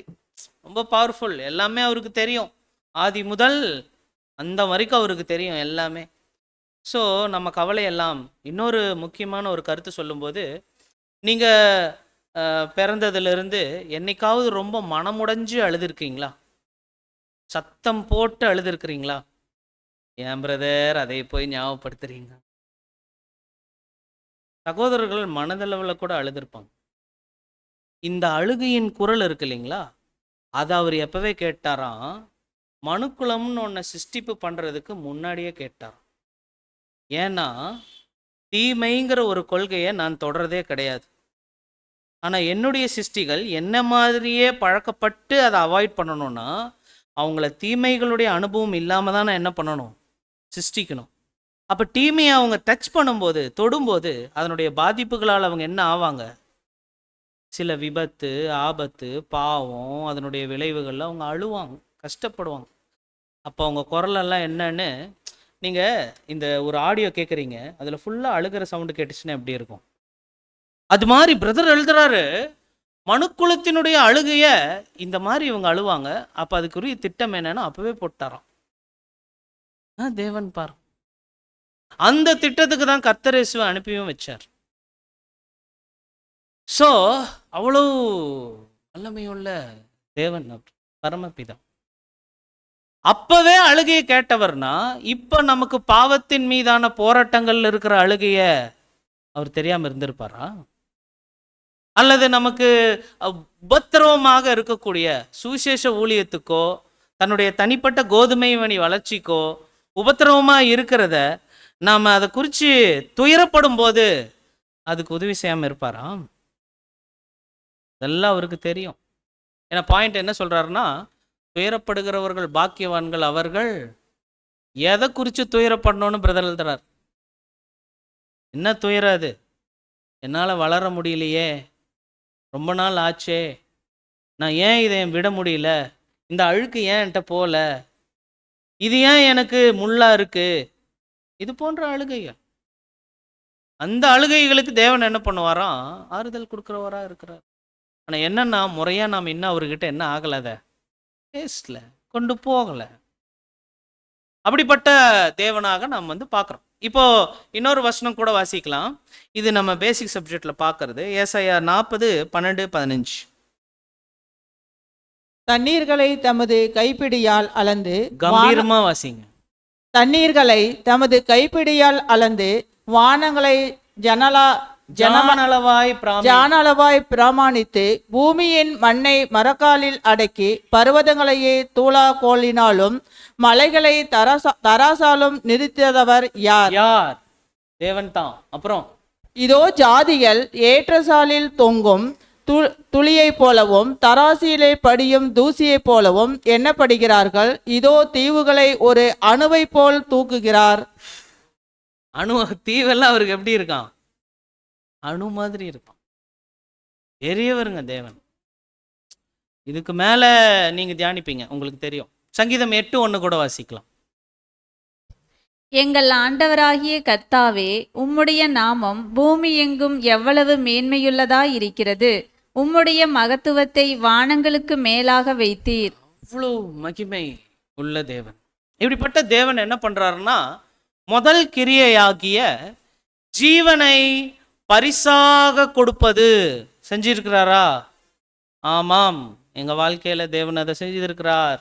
அதை செய்ததுனால தான் நான் ஒரு எக்லிஷியால இருக்கேன், ஒரு கிறிஸ்துவின் சபைக்குள்ள நான் வந்திருக்கிறேன். ஜீவனை கொடுத்து அர்ப்பணித்தவர்களாக நம்மளை என்ன பண்ணியிருக்கிறாரு? உருமாற்றம் செஞ்சிருக்கிறாரு. அப்ப ஜீவனை பரிசாக கொடுத்து ஜெனிப்பித்தல் வேலையை தேவன் செய்கிறார். வசனம் வாசிக்கலாம். அது என்ன அப்படின்னா 1 பேதுரு 1வது அதிகாரம் 23வது வசனம். அழிவுள்ள வித்தினாலே அல்ல, என்றென்றைக்கும் நிற்கிறதும் ஜீவனுள்ளதுமான தேவ வசனமாகிய அழிவில்லாத வித்தினாலே மறுபடியும் ஜெனிப்பிக்கப்பட்டிருக்கிறீர்களே. ஸோ சகோதர சகோதரிகளே, மீண்டும் நாம் என்ன இருக்கிறோம் அப்படின்னம்னா, பிறக்கக்கூடிய இந்த ஒரு வாய்ப்புக்குள்ள நாம் வந்திருக்கிறோம் அன்பானவர்களே. இப்போ நாம் இன்னொரு வசனம் கூட நாம் வாசிக்கலாம். அது என்ன அப்படின்னா யோவான் 1வது அதிகாரம் 12-13. அவருடைய நாமத்தின் மேல் விசுவாசமுள்ளவர்களாய் அவரை ஏற்றுக்கொண்டவர்கள் எத்தனை பேர்களோ அத்தனை பேர்களும் தேவனுடைய பிள்ளைகள் ஆகும்படி அவர்களுக்கு அதிகாரம் கொடுத்தார். தெரிஞ்ச வசனம், முன்னாடி கூட நம்ம பார்த்தோம். ஆனா தெரியாத கருத்துக்கள் அல்லது கவனம் கொடுக்க வேண்டிய விஷயங்கள், இந்த ஜெனிப்பித்துதல் குறித்து பிரதர் எழுதும் போது இந்த வசனத்தை அடிக்கோட்டுட்டு சொல்றாரு. 12வது வசனத்துல லாஸ்ட் வார்த்தை என்ன அப்படின்னா, நமக்கு தேவன் என்ன பண்ணிட்டாருன்னா ஜெனிப்பிக்கிறாரு. ஆனா ஜெனிப்பிக்கிறதுக்கு அவர் என்ன பண்ணியிருக்கிறாரு? அதிகாரம் கொடுத்துருக்கிறார். எப்படிங்க அந்த அதிகாரத்தை பயன்படுத்துறது அப்படின்னா என்ன அப்படிங்கிறப்போ அது விளக்கம் பார்த்தீங்க அப்படின்னீங்கன்னா ரீப்ரிண்ட் 1005-16 அதில் பாருங்க. இது வாசிங்க, இந்த சிவப்பெழுத்துக்கள் வாசிங்க. அவர் நம்மை, அதாவது தேவ புத்திரர்களாக ஆக்கவில்லை. என்ன பாயிண்ட்? ஜெனிப்பித்தாருன்னு நம்ம இப்பதானே படித்தோம். ஆனால் என்ன கொடுக்குறாரு பாருங்க, தேவ புத்திரர்களாகவே. இங்கிலீஷில் நல்லா இருக்கும், அப்படியே மகனா மாத்துறது கிடையாது.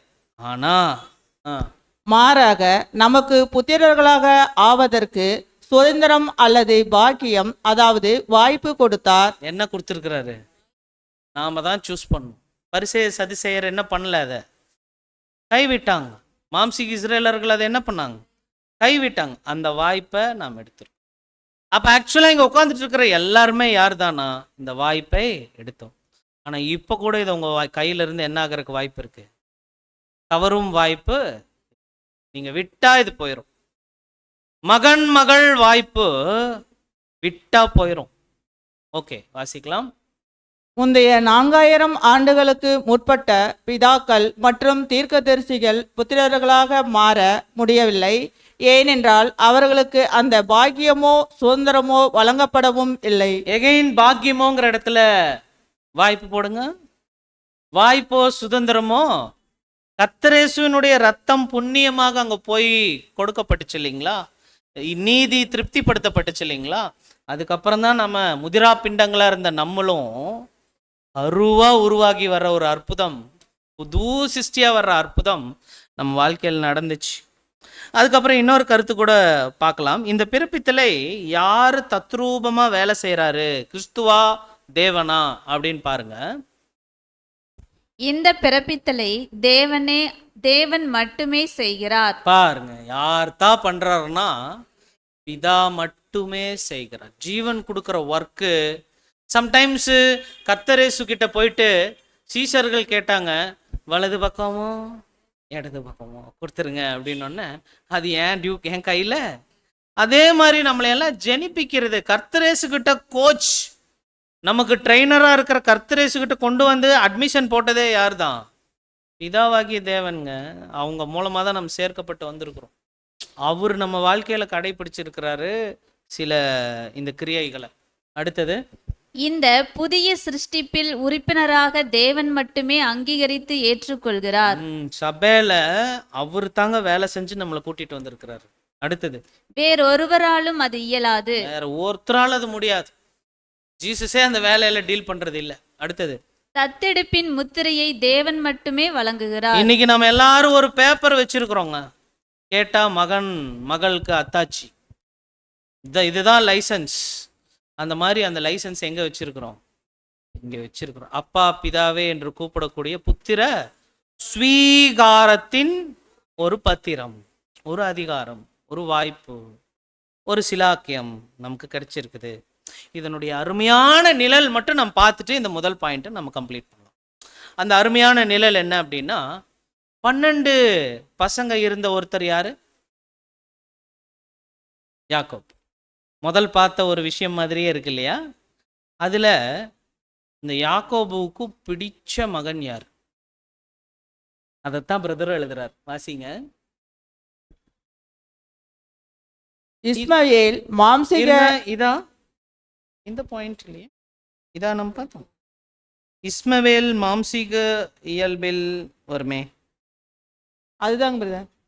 வாசிங்க வாசிங்க. இஸ்மவேல் மாம்சிக இயல்பில் சாதாரண போக்கில் பிறந்தார். ஆனால் உண்மையான வாரிசுகளை, அதாவது சபையை மாதிரியாக கொண்ட ஈசாக்கு அப்படி பிறக்கவில்லை. பாருங்க, ஈசாக்கு எப்படி பிறந்தாரு அப்படின்னா, நான் தான் இது சொல்லிட்டேன். அது நெக்ஸ்ட் பாயிண்ட்டுக்கு நீங்க யோசேப்பை வச்சு பாருங்க. பட் இந்த விஷயத்துல கவனிச்சிங்கன்னா, தேவன் பிறப்பிக்கணும்னு நினைச்ச ஈசாக்கு முன்னாடியே இஸ்மவேல் பிறந்துட்டார். அது நம்ம எங்க பார்க்குறோம் அப்படின்னம்னா, யோவான்ல எழுதும்போது, இவர்கள் மனித சித்தத்தினால் பிறந்தவர்கள் கிடையாது, தேவ சித்தத்தினால் பிறந்தவர்கள். இப்போ மனித சித்தத்தினால் பிறந்தவர்கள்னா இஸ்மவேலா ஈசாக்கா? இஸ்மவேல். ஆனா தேவனுடைய சித்தத்தின்படி பிறந்தவங்க யாரு? ஈசாக்கினுடைய வித்து ஜெயிக்கும். ஈசாக்கினுடைய வித்து சுதந்திர பாகத்தை வாங்கும். ஈசாக்கினுடைய வித்து தான் என்ன பண்ணும் அப்படின்னம்னா, ஆபிரகாமினுடைய சீமைக்கெல்லாம் அதிகாரியா மாறும். அது ஈசாக். அந்த ஈசாக்கு இஸ்மவேல் வித்தியாசத்தை பிரதர் இங்க ஒரு அருமையான நிழல காட்டுறாரு.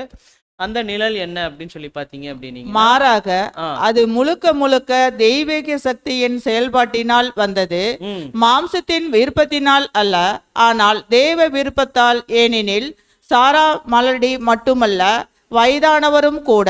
இங்கே சாரால் மட்டும் பிரதர் எழுதுறாரு. பட் டைரக்டா ஒரு வசனம் இருக்கு, சரீரம் செத்தவன் என்று எண்ணப்படுகிற ஆபிரகாம் கூட என்ன பண்ணாரு?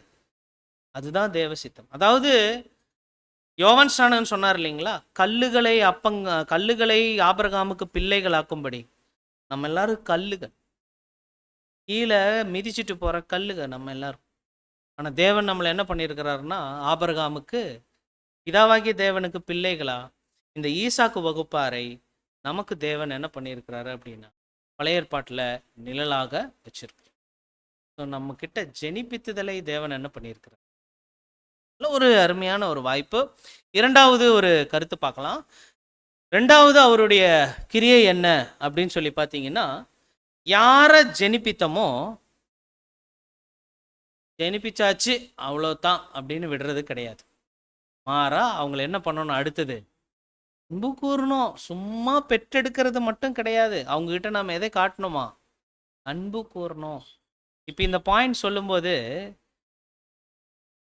சில பூமிக்குரிய தகப்பன்கள் ரொம்ப குறிப்பா வெளியில அறிவாற்றல் இல்லாத அல்லது படிப்பறிவாற்றல் இல்லாத சில பேரை நீங்க கவனிச்சிங்கன்னா, நீங்க பஸ் ஸ்டாண்ட் எல்லாம் போகும்போது பார்த்தீங்கன்னு வைங்களேன், ஒரு அம்மா குழந்தையோட, ஆனா அந்த அம்மாவும் அந்த குழந்தைய என்ன பண்ணிட்டு இருப்பாங்க? என்ன கேட்டுட்டு இருப்பாங்க? என்ன கேட்டுட்டு இருப்பாங்க?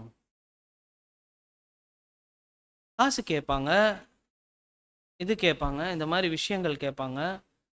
அப்போ பிள்ளை பெற்றெடுக்கப்பட்டாச்சு, ஆனால் அந்த பிள்ளைக்குரிய அன்பு அந்த தகப்பன்கிட்ட இருந்து என்ன ஆகல, வரல. அதனால அந்த பிள்ளை எப்படி இருக்கு? தரித்திரமா இருக்கு, திக்கற்ற நிலைமையில இருக்கு. நான் தேவனு கிறிஸ்துவ சொல்றாங்க, நான் உங்களை திக்கற்றவர்களாக. அப்ப சகோதர சகோதரிகளே, கருத்து என்ன அப்படின்னு சொல்லி பார்க்கும்போது, தேவனுடைய கொள்கை, தேவனுடைய கிரியைகளை பார்க்கும்போது, யாரை ஆவிக்குரிய ரீதியில ஜெனிப்பிச்சிட்டாரோ அவங்களுக்கு தேவையானதை கொடுக்கறதுல, அவங்கள கவனிக்கிறதுல அவர் எப்படி இருப்பாரு? அன்பா. அதே மாதிரி ஒரு கிறிஸ்தவ குடும்பத்தில் இருக்கிற ஒரு கிறிஸ்தவ தகப்பன் தன் சொந்த குடும்பத்தில் இருக்கிற பிள்ளைகளை பெற்றெடுத்தால் மட்டும் போதாது, அந்த பிள்ளைகள் மேலே என்ன செலுத்தணும்? அன்பு செலுத்தணும். அன்பு செலுத்தணும். அதே மாதிரி ஸ்பிரிச்சுவல் லீடர்ஸ் பேசிக் சப்ஜெக்ட் சொல்லி உள்ள கொண்டு வந்தா மட்டும் போதாது, அவங்க மேல என்ன செலுத்தணும்? சபையும் உடன் அன்பை அவங்க செலுத்தணும். பிள்ளைகளும் பரமபிதா மேல, பிள்ளைகளும் சொந்த தகப்பன் மேல அன்பு செலுத்தணும்.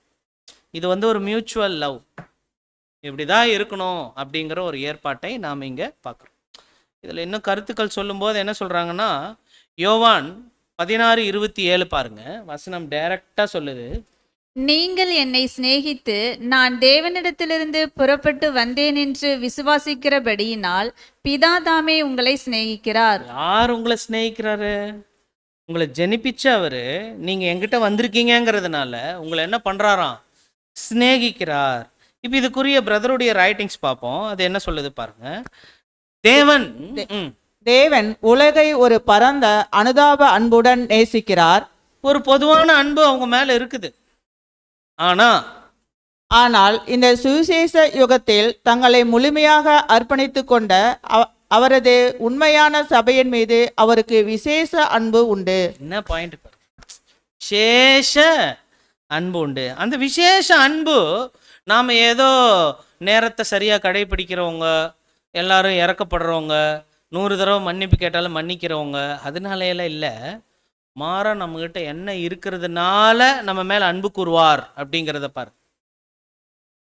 அடுத்த ஒரு ஸ்லைடு.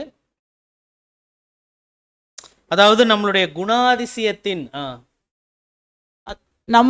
குணாதிசயத்தின் ஒப்புமையின் காரணமாக அல்ல, ஆனால் அவருடைய ஆவி நம்மிடம் இருப்பதால்.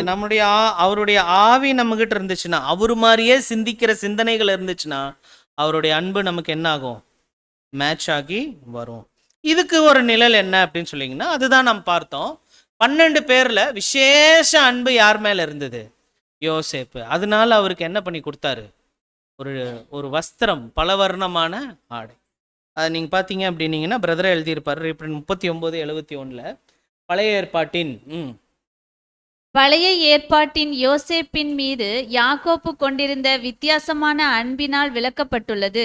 அதாவது எது விளக்கப்பட்டுள்ளதுன்னா, தேவனுடைய அன்பு. பிதா தாமே உங்களை சிநேகிக்கிறார்னு இருக்கு இல்லைங்களா? அந்த சிநேகம் எது மாதிரி இருக்கும் அப்படின்னா, மற்ற 10 பேருக்கும் பயங்கர டென்ஷன். யோசேப்பு மேல அவர் அன்பு கூறுறத பார்த்தீங்கன்னா, அதே மாதிரி தான் நம்ம மேல அநேகருக்கு அது வித்தியாசத்தை தேவன் காட்டுவார். அன்பல வித்தியாசம். அந்த 12 சீஷர்கள்ல 3 சீஷர்கள், அந்த 3 சீஷர்களையும் யார் கடைசி வரை இருந்தா? யோவான் இல்லைங்களா? ரொம்ப அவர் மேல ரொம்ப அன்பு வச்சிருந்தார். ஸோ இந்த பாயிண்ட்ஸ் பொருந்தி வருகிறதை நாம இங்க பார்க்குறோம் அன்பானவர்களே. இதுல இன்னும் ஒரு படி போய் பிரதரு ஒரு வசனம் காட்டுறாங்க. சங்கீதம் 132 13 14. கர்த்தர் சியோனை தெரிந்து கொண்டு அது தமக்கு வாசஸ்தலமாகும்படிக்கு விரும்பினார். பாருங்க என்ன சொல்றாருன்னா, கர்த்தர் சியோனை தெரிந்து கொண்டு. சியோன் பூமிக்குரிய இஸ்ரேலா, ஆவிக்குரிய இஸ்ரேலா?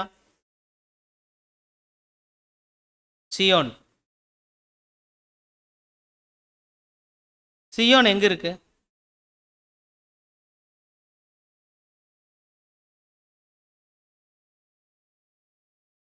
எருசலேம் இருக்கக்கூடிய பல மலைகள்ல ஒரு உயர்ந்த குன்று தான் சியோன். பல குன்றுகள்ல ஒரு குன்றை மட்டும் தெரிந்தெடுக்கிறார். நம்மளை மட்டும் சூஸ் பண்றார்.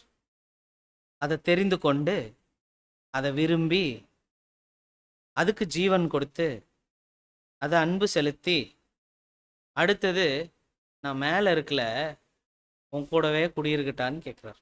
அடுத்த வசனம் வாசிங்களா. கர்த்தர் சியோனை இது என்றென்றைக்கும் நான் தங்கும் இடம், இதை நான் விரும்பினபடியால் இங்கே வாசம் பண்ணுவேன். லவ்ல என்ன இருக்குன்னா, நம்ம கூடவே அவர் என்ன பண்றாராம்? தங்குறாருங்க. எங்க இருக்கு பாருங்க, பிதா குறிச்ச விஷயங்கள் எங்க இருக்குது பாருங்க. தேவன் நம்ம கூட இருக்கிறாரு. தேவன் நம்ம கூட வாசம் செய்யறார். நம்மளுடைய குடும்பத்துல நம்முடைய காரியங்களும் பார்க்கிறார். சரி, 3வது கவனிக்கும் போது தோழமை பாராட்டுது. தோழமை பாராட்டுது. பல குடும்பங்கள்ல முதல் பெற்றெடுக்கும் போது அப்பாங்க இப்படி ஒரு ஸ்டில் காட்டும், பார்த்துருக்கீங்களா? இப்படின்னு காட்டும். அதுக்கப்புறம் அப்பா இங்கன்னா பையன் எங்க இருப்பாரு? இங்க நிற்பார். அப்பா வர்றாருன்னா அங்க போயிடுவான். அதுக்கப்புறம் இவங்க 2 பேருக்கும் என்னவே இருக்காது, தொடர்பே இருக்காது. ஸோ நம்ம கூட உடன்படிக்கை ஜீவியத்தில் பரமபிதா பற்றி தெரிஞ்சு கொண்டதுக்கு அப்புறம் அவர்கிட்ட தோழமை பாராட்டுறதுக்கு தேடணும். அதான் ஒரு இது சொல்லுவாங்க, ஒரு அப்பா வந்து வேலை செஞ்சுட்டே இருந்தார், பையன் கூட பார்க்கறதே இல்லை. அவர் பையன் எந்திரிக்கிறதுக்கு முன்னாடி வேலைக்கு போயிடுவார், பையன் தூங்கினதுக்கு அப்புறம் வருவார், பையன் எந்திரிக்கிறதுக்கு முன்னாடி போயிடுவார், பையன் தூங்கினதுக்கு அப்புறம் தான் வருவார். 2 பேருக்கும் என்னவே இல்லை. அப்போ ஒரு நாள் போய் கேட்டாராம், என்னப்பா நீங்கள் எங்கள் கூட பேசுகிறதே இல்லையே அப்படின்னு கேட்டபோது அந்த பையன் சொன்னாராம், நீ என் கூட பேசுகிறதே இல்லைன்னு சொல்லும்போது அப்பா சொன்னாராம், மணி வேணும் இல்லையா ஃபேமிலிக்கு அப்படின்னு சொன்னோன்னே அந்த பையன் அடுத்த நாள் தான் சேகரித்து வச்சுருந்த அந்த அப்பாவனுடைய ஒரு நாள் சம்பளத்தை கொண்டு வந்து கொடுத்து, இன்னைக்கு ஒரு நாள் லீவ் எடுத்து என் கூட பேசுவியான்னு கேட்டேன். புரியுதுங்களா? இப்போ குழந்தைகள் கிட்ட தோழமை பாராட்டுறது குழந்தைகிட்ட ஒரு எதிர்பார்ப்பு. தேவன் வந்து ஜெனிப்பிக்கிறது, அன்பு செலுத்துறது ஓகே, அடுத்தது என்ன கூட பண்ணுறாராம்? தோழமை பாராட்டுறார். இந்த தோழமை பாராட்டுறதுல என்ன நடக்கும்னா, தாவீது அப்படி தோழல் பாராட்டினார்.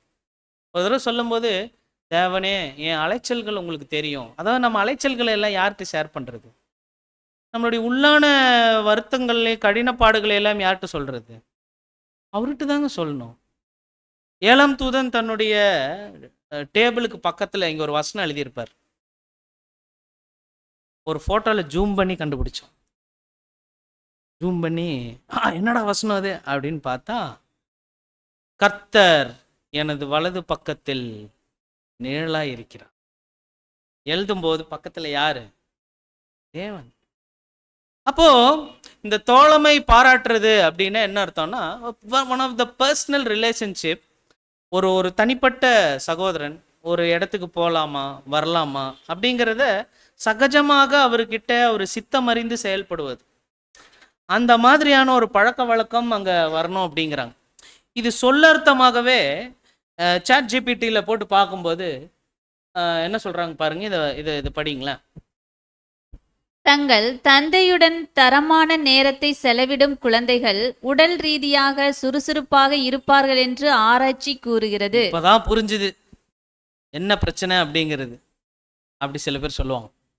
ஏன் அப்படின்னா, அந்த தகப்பன் கூட அந்த பிள்ளைகள் சரியாக உறவு கொள்ளும் போது, சரியாக அவங்க கூட ஒரு கனெக்ஷன், 2 பேருக்கும் ஒரு பாண்டிங் உருவாகும் போது, பிள்ளைகள் என்ன பண்ணுறாங்க அப்படின்னா பல விஷயங்களில் வித்தியாசப்படுறாங்க மற்ற குழந்தைகளோட.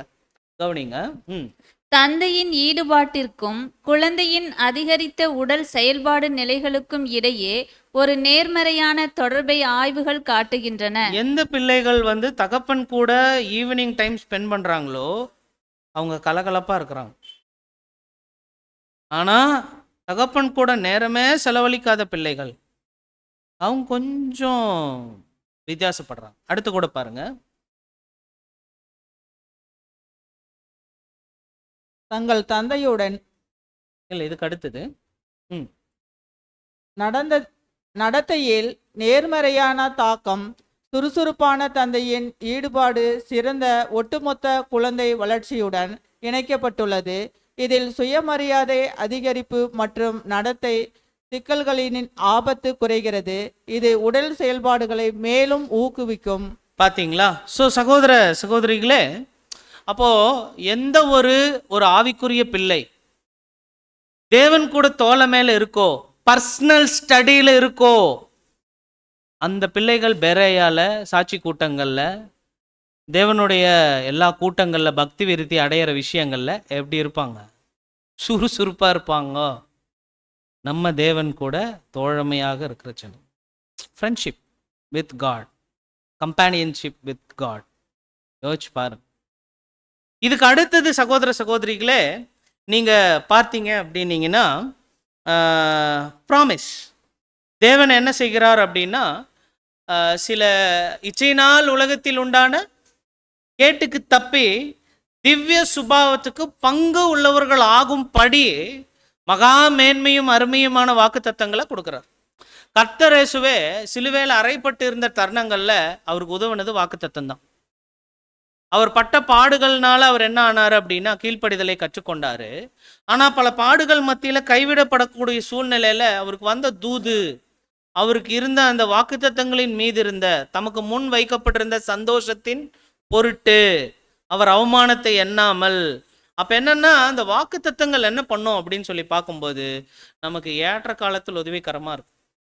6th வால்யூம்ல ஒரு பக்கத்தில் எழுதுறாரு, நம்ம வீட்டில் வசன அட்டைகள் ஒட்டுறதை பற்றி பார்த்துருக்கீங்களா?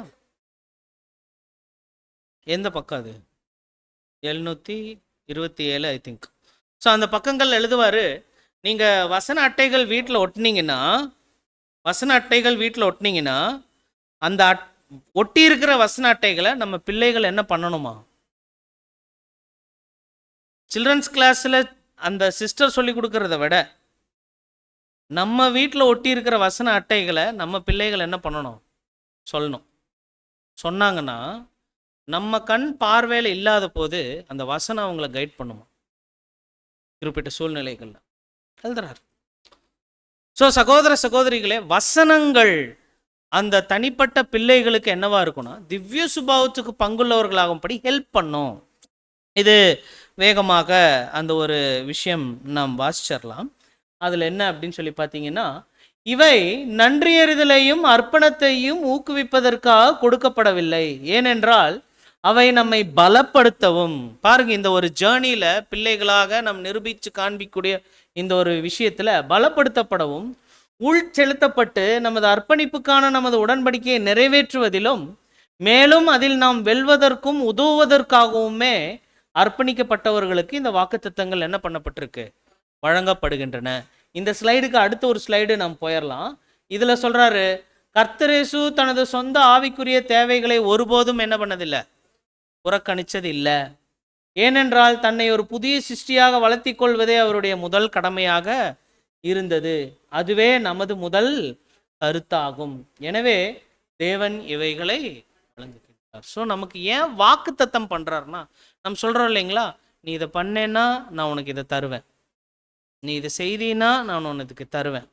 இது ஒரு பேரண்ட்ஸ்னுடைய கேரக்டர். அதே தான் தேவன் நமக்கு சொல்றார். நீங்கள் அவரோட கூட பாடுகளை சகித்தால் அவரோட கூட ஆளுகையும் செய்வீங்க. ஸோ இது மாதிரி ப்ராமிஸ் கேரக்டர் தேவன் கிட்டே இருக்கு. இதெல்லாம் பண்றார். 5வது, சும்மா சொல்றது மட்டும் இல்லை, வழங்குனவராகவும் அவர் இருக்கிறார். 3 மாசம் ஆச்சுப்பா நீ வாங்கி தரேன்னு சொல்லி குரல் வரும். ஆனால் நம்ம தந்தை அப்படி இல்லை. ஏற்ற காலத்தில் ஏற்ற விஷயங்களை சகலத்தையும் அதனதின் காலத்தில் நேர்த்தியாய் செய்து முடிக்கிறது. தேவன் 5வது காரியமாக ஜீவிகளுக்கான, தன்னால் சிருஷ்டிக்கப்பட்ட ஜீவிகளுக்கான வழங்குனராக இருக்கிறார். இன்னைக்கு நன்மையான எந்த ஈவும் பூர்ணமான எந்த வரமும் பரத்தில் இருக்கிற ஜோதிகளின் பிதாவில் இடத்திலிருந்து இறங்கி இறங்கி வந்திருக்கு. அவர் கொடுக்கக்கூடிய காரியங்கள் எல்லாம் நீங்கள் கவனிச்சிங்க அப்படின்னீங்கன்னா, உபதேசம் கொடுக்குறாரு, நெறிமுறைகளை கற்பித்திருக்கிறாரு, ஒழுங்குமுறைகள் கொடுக்குறாரு, அப்புறம் வரலாறு சொல்லி கொடுக்குறாரு, அப்புறம் குணலட்சண வளர்ச்சி சொல்றாரு, தீர்க்க தரிசனங்கள் சொல்லி கொடுக்குறாரு, நம்பிக்கையின் எடுத்துக்காட்டுகள் காட்டுறாரு, கால தீர்க்க தரிசனங்கள் சொல்றாரு, உத்வேகம் கொடுக்குறாரு. இது எல்லாமே அவர் வழங்குறார். எங்கீங்க வேற எதையுமே காணோம். இதுல மெட்டீரியல் திங்ஸ் எதுவுமே இல்லை. ஏன்னா அவைகள் எல்லாமே அழிஞ்சு போயிடும். இது எல்லாமே அழியாத பொருட்களை அவர் வழங்குவார்.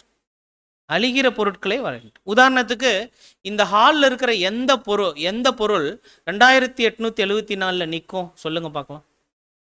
இந்த ஹாலில் இருக்கிற எந்த பொருள் 2874 நிற்கும்? இது மைக்கு நிற்குமா? சிஸ்டர் வாட்டர் கேன் வச்சுருக்காங்க, 2874 வரையும் நிற்குமா? இங்கே இருக்கிற எல்லாமே அழிவுக்குரியது. ஆனால் இவைகளை தேவன் நமக்கு என்ன பண்ணுறாரு அப்படின்னா கொடுக்குறாருங்க அன்பானவர்களே.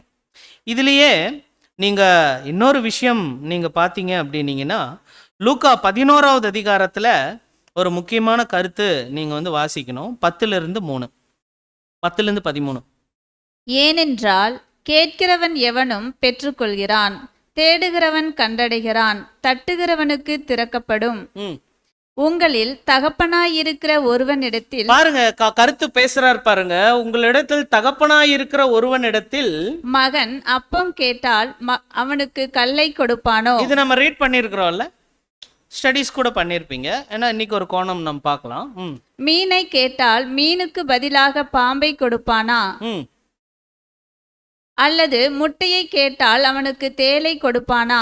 என்ன முட்டை, தேள், கல், அப்பம், என்னது அப்படின்னு பார்க்கும்போது அன்பானவர்களே, இதுக்கு நம்ம எங்கே போகணும் அப்படின்னு சொல்கிறாருன்னா, யூதேயா, பாலஸ்தீனா, கலிலேயா அங்கெல்லாம் போகணும். போனால் தான் இதனுடைய விஷயம் புரியும். பிரதர்ஸ் ஈஸியாக இப்போ கூட்டிகிட்டு போயிடுவாங்க. ஏன்னா பிரதர் என்ன சொல்கிறாருன்னா, யூதேயா வனாந்தரங்கள் இருக்கிற கற்கள் பார்க்கறதுக்கு அப்பம் மாதிரியே இருக்கும். ஆனால் நம்ம வீட்டில் இருக்கிற இட்லி எது மாதிரி இருக்கும்? ஆனால் அங்க ஊரில் இருக்கிற கல் எப்படி இருக்கும்? அப்பம் மாதிரி இருக்கும். பாருங்க, அதே மாதிரியே இருக்கும். சத்துரு கூட லூக்கா 4 மத்தேயு 4 வந்து என்ன பண்ணாரு? இந்த கல்லுகளை சொன்னார் இல்லைங்களா? ஒரே மாதிரியே இருக்கும். ஆனால் நிஜமா இந்த கல் எடுத்து வாயில வச்சா என்ன ஆகும்? பல்லு. ஆனால் அப்பம் கொடுத்தா பிள்ளைக்கு ஜீவன் வளரும். கரெக்டுங்களா? அதுவே சில சமயங்களில் ஞாயிற்றுக்கிழமை காலையில் நேரத்தில் போய் வாங்கிட்டு வருவாங்க ஒரு மீன். பார்த்துருக்கீங்களா? கலிலேயா கடற்கரைகளில் அது இருக்கும். அதைத்தான் இங்கே சொல்கிறாங்க. அந்த மீன்கள் எப்படி இருக்கும் அப்படின்னு சொல்லி பார்த்தீங்க அப்படின்னீங்கன்னா, பாம்பு மாதிரியே இருக்கும். அதுதான் மீனை கேட்டால் மீன் கொடுக்கணும். ஆனால் மீன் கொடுக்கறதுக்கு நீ என்ன கொடுத்துறாத, பாம்பு யாராவது அப்பா கொடுப்பாங்களா அப்படின்னு கேட்குறாங்க. ஆனால் இது சாப்பிடுவாங்க, நம்ம சாப்பிட்டதில்லை. அதுக்கு அடுத்தது கவுனிச்சிங்க அப்படின்னீங்கன்னா, அதே பாலஸ்தீனாவின் இந்த என்ன பாலைவனங்களில் எப்படி இருக்கும் அப்படின்னு சொல்லி பார்த்தீங்கன்னா, இப்படி இந்த தேள் வந்து அப்படியே தன்னுடைய கொடுக்கு அப்படி மறைச்சு இப்படியே படுத்துட்டு இருக்குமா. ஏதோ தீக்கூலி மொட்டை போட்டிருக்கு அப்படின்னு சொல்லிட்டு போய் எடுத்தோம்னா தொப்புன்னு என்ன பண்ணிடுமா, போட்டுரும். ஆக்சுவலாக அது முட்டை இல்லை, அது தேள். இப்போ வேதாகமத்தில் 2 தகப்பன்கள் இருக்கிறாங்க. ஒன்று நல்ல தகப்பன், பரம தகப்பன். இன்னொன்று கெட்ட தகப்பன். ஒரு புது சிருஷ்டியா ஜெனிப்பிக்கப்பட்டு வர்றவங்களுக்கு முதல் அப்பம் போன்ற சத்தியம் வேணும். அதுக்கப்புறம் மீன் காட்டுது சீசத்துவத்துக்குரிய சத்தியங்கள். சிலுவை சுமத்தல், நுகம் சுமத்தல், சீசத்துவத்தின் விலை, இது போன்ற பாடங்கள்.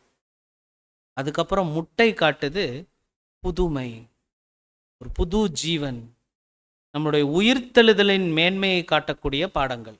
இது 3 நமக்கு என்ன கிடைக்குது? நம்ம தகப்பன் கொடுக்குறார்.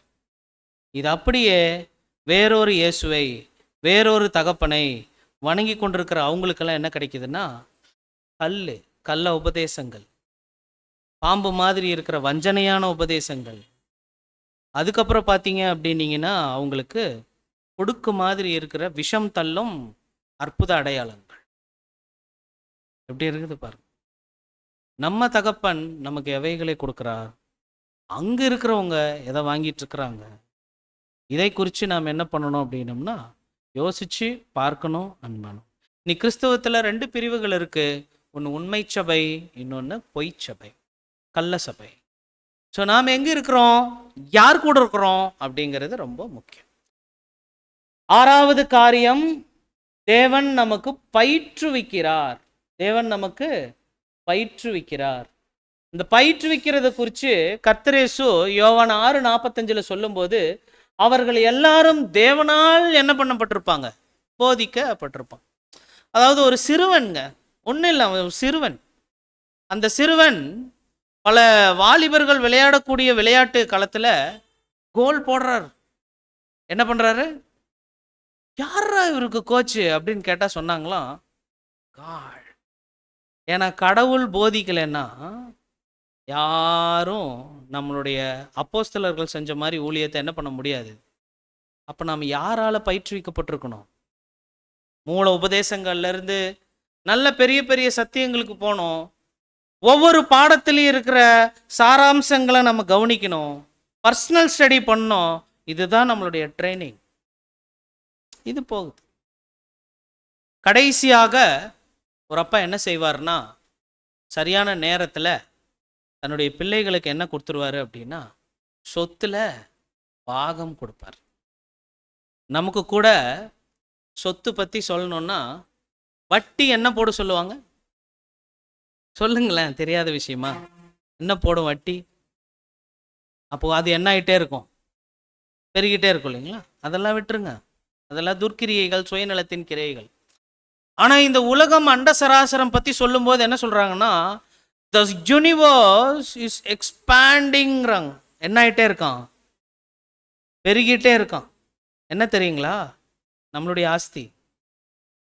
இந்த பூமியை சுதந்திரிக்க போகிறவங்களுடைய இந்த ஆஸ்தி என்ன ஆகிட்டே இருக்கு? பெருகிட்டே இருக்கு, பெருகிட்டே இருக்கு. இதை யாருக்கு பிரிவினை, பாக பிரிவினை செஞ்சு கொடுக்க போறாருன்னா, 1,44,000 பேருக்கு இந்த பங்கை கொடுக்க போறார். அதுக்கு சுதந்திரர்களாக, உடன் சுதந்திரர்களாக ஆகக்கூடிய ஒரு வாய்ப்பு. இதெல்லாம் தேவன் செய்கிறார். இதெல்லாம் அவருடைய பிரமாணத்தில் இருக்கு. முதலாவது வால்யூம்ல கடைசியா ஒரு பாயிண்ட் பிரதர் எழுதுவார். இவ்வளவு சத்தியம் கேட்டு நீங்க என்ன பண்ண போறீங்க? சத்தியம் நல்லா இருந்துச்சு, சூப்பரா இருந்துச்சு சொல்லுவீங்களா, இல்லை அது தகுந்த மாதிரி ஞானிகளா நடக்க போறீங்களா அப்படின்னு கேட்குறாரு. அதுக்கு அடுத்தது என்ன சொல்றாரு அப்படின்னா, சகோதர சகோதரிகளே, நாம இந்த யுகங்களுக்கு அடுத்த தெய்வீக திட்டம் தெரிஞ்சுட்டு அப்போகாலிப்சிஸ்ல கர்த்தரோடு சேர்ந்து ஒருவருக்கு 5 பட்டணம், இன்னொருத்தருக்கு 10 பட்டணம், மகிமையிலே நட்சத்திரத்துக்கு நட்சத்திரம் வித்தியாசப்படுங்கிற மாதிரி ஒருத்தர் அவங்கவுங்களுடைய சபையில் இருக்கிற ஈடுபாட்டின் அடிப்படையில் அவங்களுக்கு பாகம் வாங்கி நாம் சபையை பிதாவாகிய தேவன் கையில் ஒப்பு கொடுத்ததுக்கு அப்புறம், அந்த வருஷம் எப்போ? 2874. 2874க்கு பின்னாடி சொல்றாரு, யாருக்கு தெரியும் இனி வேறு யுகங்களில் சிருஷ்டிப்பின் வேலையை துவங்குவோமா அப்படின்னு. நம்ம எல்லாரும் ஏலியன்ஸா வேற யுகத்துக்கு போய், வேற கோள்களுக்கு போய் சிருஷ்டிப்பு வேலையை தொடங்கி ஒரு புது வரலாறு என்ன பண்ண போறோம்? எல்லாம் நினைச்சு பாருங்க. இதை பத்தி சொல்லும்போது ஃபைனலாக ஒரு வசனம் வாசிக்கலாம். அந்த வசனம் என்ன அப்படின்னு சொல்லி பார்த்தீங்கன்னா, கொஸ்டின் புக்கில் இந்த வசனம் குறித்து பேசுகிறாங்க. எபேசியர் 1வது அதிகாரம் 18-19. தாம் நம்மை அழைத்ததினாலே நமக்கு உண்டாயிருக்கிற நம்பிக்கை இன்னதென்று. நாம் இதுவரையும் பேசுனது முழுக்க பரமபிதா குறித்த நம்பிக்கையின் வார்த்தைகள், அவர் குறித்த நம்முடைய விசுவாசத்தின் வார்த்தைகள். பரிசுத்தவான்களிடத்தில் தமக்கு உண்டாயிருக்கிற சுதந்திரத்தினுடைய மகிமையின் ஐஸ்வர்யம் இன்னதென்று. வெரி ட்ரிக்கி விஷயம், ரொம்ப நுணுக்கமான விஷயம் இங்கே எழுதியிருக்கிறார். எல்லாரும் இதை படிக்கும்போது என்ன நினச்சிக்குவாங்கன்னா, பரிசுத்தவான்களுக்கு கொடுக்குற சுதந்திரம்னு.